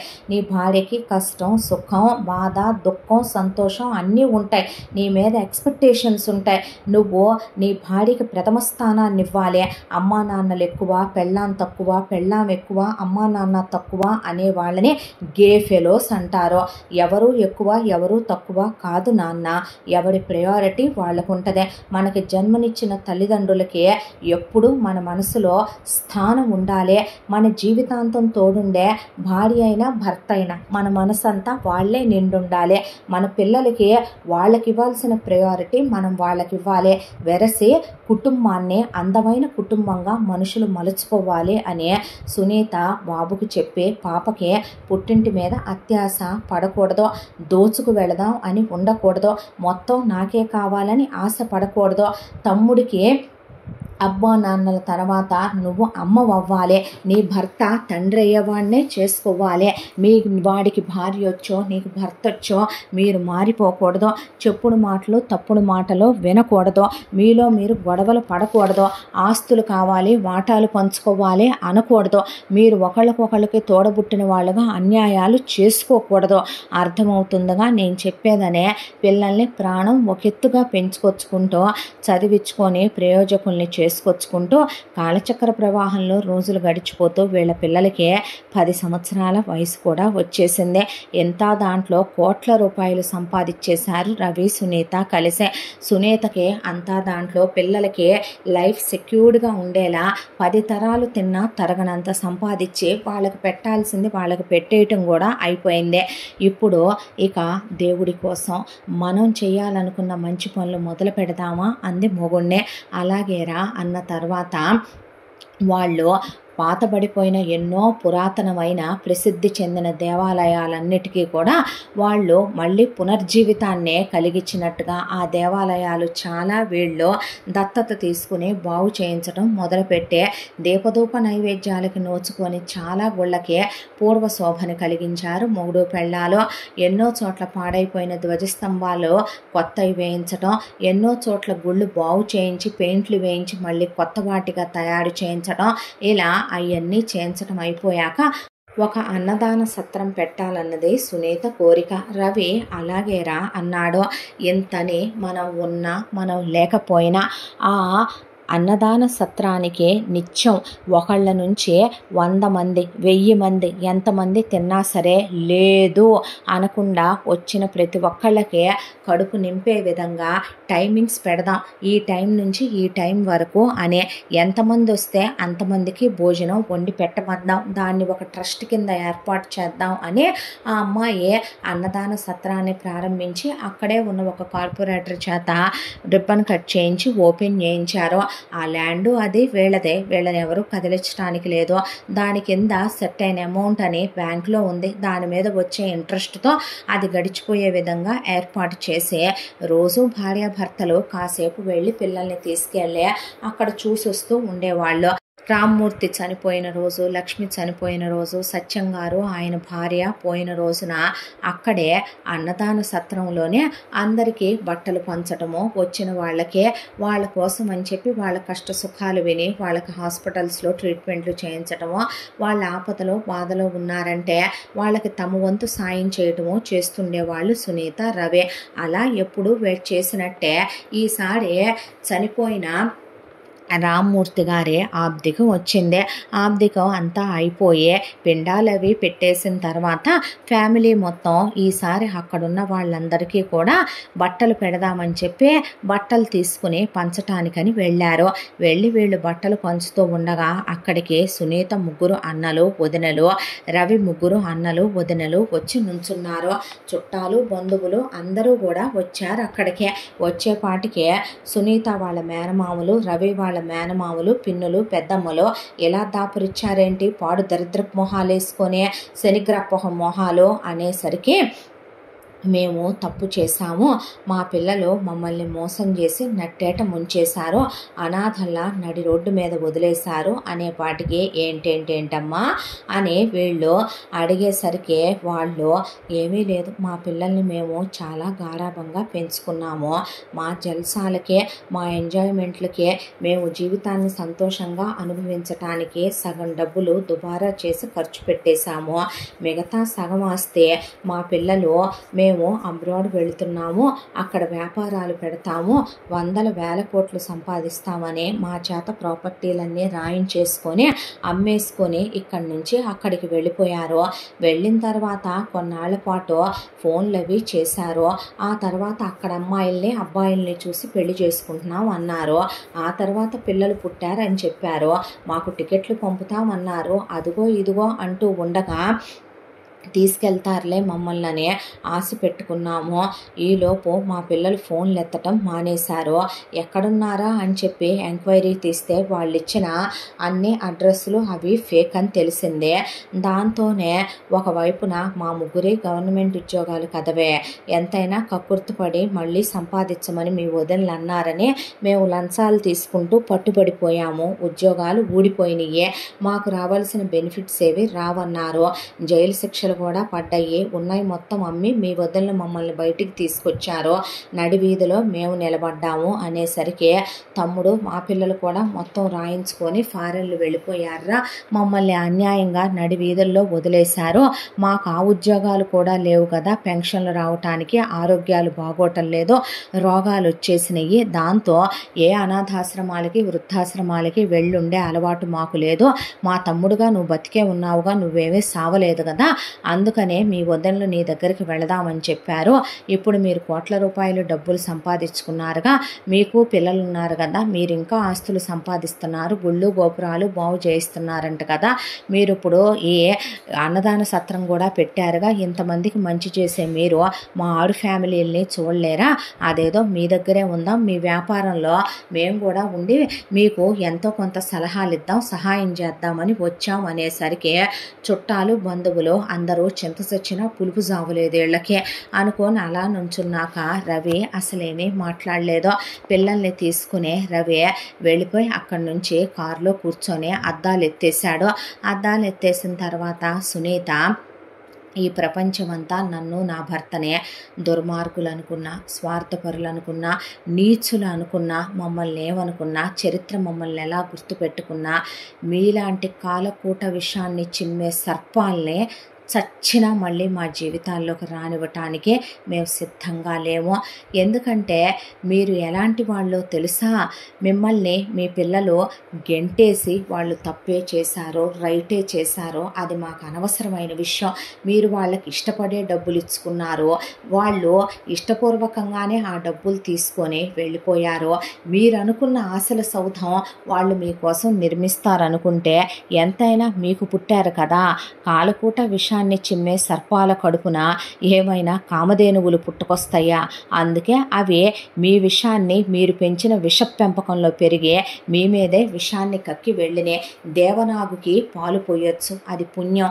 మీలాంటి విషాన్ని కక్కే సర్పాలకి మేము తీసుకెళ్ళి పాలు పోస్తే, మిమ్మల్ని తీసుకెళ్ళి మేము వ్యాపారంలో పెట్టుకొని మిమ్మల్ని తీసుకెళ్ళి ఇంట్లో పెడితే మళ్ళీ స్టోరీ రిపీట్ అన్నట్టు ఏ రాత్రిపూట నన్ను నా మొగుడిని ఏ విషయం పెట్టో మీరు వేసేయచ్చు, ఏదేళ్లతోనో ఒత్తేయచ్చో, మాకేముందో మాకో పెట్టే మాతోనే వేలుముద్రలు నొక్కించుకోవచ్చో, మీకు అత్యాశలు పుట్టొచ్చో, మా పిల్లల్ని మీరు ఏ అనాథలను చెయ్యొచ్చు, పని మనుషులను చెయ్యొచ్చో, లేదా మా పిల్లల మనసులో విషాన్ని నూరిపోసే మా పిల్లల్లో పిల్లలకి ఒకళ్ళనొకళ్ళు కాకుండా చెయ్యొచ్చు, మా పిల్లల్ని మాకు దూరం చేయొచ్చో, రేపొద్దున నా కూతురు మొగుడుకో నా కొడుకు పెళ్ళానికో మీరేదో ఒకటి నూరిపోసి మా సంసారాల్ని చిన్నాభిన్నం చెయ్యరని మీలాంటి కాలకుట్ట విషయాన్ని చిమ్మే సర్పాలనే, మీలాంటి గుంట నక్కల్నే అలా చెయ్యరంటే నేను అస్సలు నమ్మను. మిమ్మల్ని జీవితంలో మళ్ళీ మా గడప తొక్కనివ్వటం కానీ, మా జీవితాల్లో మీకు స్థానాలు కల్పివ్వటం కానీ జరగని పని అదే. అత్తయ్య పొలం పెట్టి వెళ్ళింది, లేకపోతే మా పరిస్థితి ఏంటి? మా అమ్మమ్మ బంగారం ఇచ్చింది, లేకపోతే మా పరిస్థితి ఏంటి?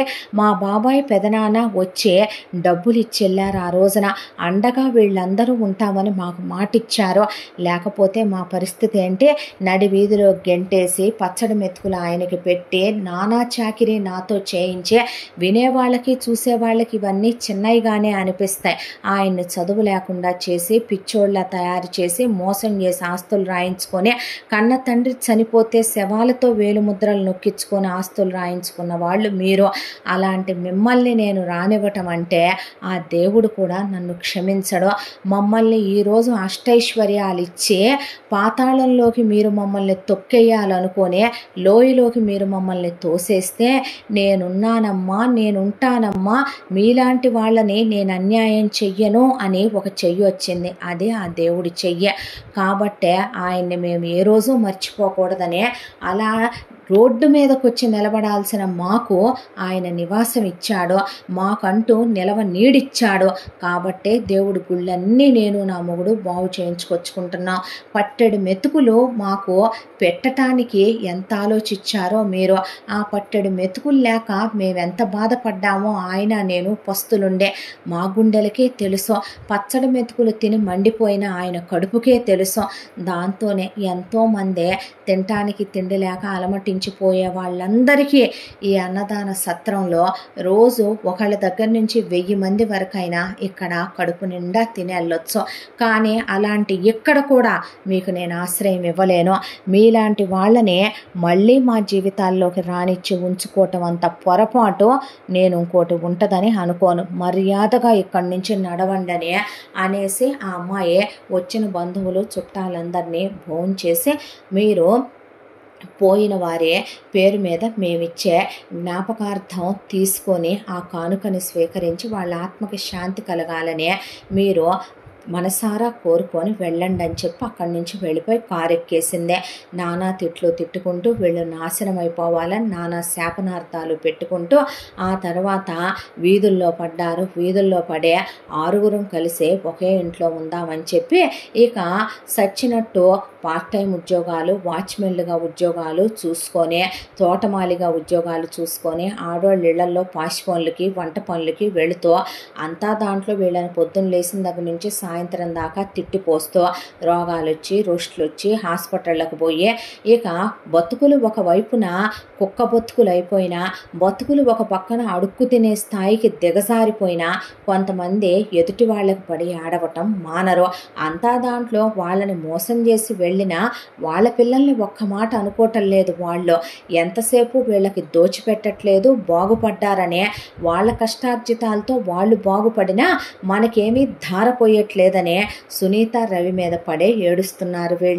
వీళ్ళ శాపాలే వాళ్ళకి దేవుడు దీవెనలు చేసే వాళ్ళ పిల్లలు ఎంతో పద్ధతిగా క్రమశిక్షణగా పెరిగే పెద్దవాళ్ళవుతో ఆ తర్వాత 2 పిల్లలు డాక్టర్లు చదువుకున్నారు. రవి హాస్పిటల్ పెట్టించాడు. ఇంకో 2 ప్రేమించి డాక్టర్లనే పెళ్లి చేసుకున్నారు. హ్యాపీగా వాళ్ళ కాపురాలు వాళ్ళు పెట్టుకున్నారు. వారంలో ఒకరోజు అమ్మా నాన్న చేసే మంచి పనులు మంచి బుద్ధులు వాళ్ళకి అబ్బే ఫ్రీ ట్రీట్మెంట్లు చేస్తూ పేదవాళ్ళు ఆపరేషన్లు ట్రీట్మెంట్లను వస్తే వాళ్ళు ఎక్కువ ఫీజులు కట్టలేరు కాబట్టి తక్కువ డబ్బులతోనే వాళ్ళకి ట్రీట్మెంట్ చేసే మంచి పిల్లలుగా పెరిగి పెద్దవాళ్ళు అయ్యారు. అక్క చెయ్యి తమ్ముడు వదలదో, తమ్ముడు చెయ్యి పాప వదలదో అలా పిల్లల్ని పద్ధతిగా పెంచుకున్నారు. ఇక వాళ్ళ శేష జీవితం ప్రేమ అన్యోన్యతలు అనురాగాల మధ్య ఇన్నాళ్ళు చేసి అలిసిపోయే ఇక అన్నీ ఆపేసే ఒకవైపున దైవికంగా మరొక వైపున సేవా కార్యక్రమాలు చేస్తూ ప్రేమగా అన్యోన్యంగా ఒకళ్ళతో ఒకళ్ళు వాళ్ళ అనురాగ బంధంతో ఇంకా పెనవేసుకుపోతూ తృప్తిగా జీవితాన్ని అనుభవిస్తున్నారు సునీత రవి. ఇంతటితో ఈ కథ పూర్తి. మళ్ళీ మరొక మంచి కథతో కలుసుకుందాం. తప్పకుండా మన ఛానల్ని లైక్ చేయండి, షేర్ చేయండి, సబ్స్క్రైబ్ చేయండి, బెల్ ఐకాన్ క్లిక్ చేసి ఆల్ అనే బటన్ని ప్రెస్ చేయడం మర్చిపోకండి. ఎంత మంచి కథను మనకు అందించిన కథా రచయిత్రి సాయి లలిత గారు. మరో మంచి కథతో కలుసుకుందాం. Thank you so much.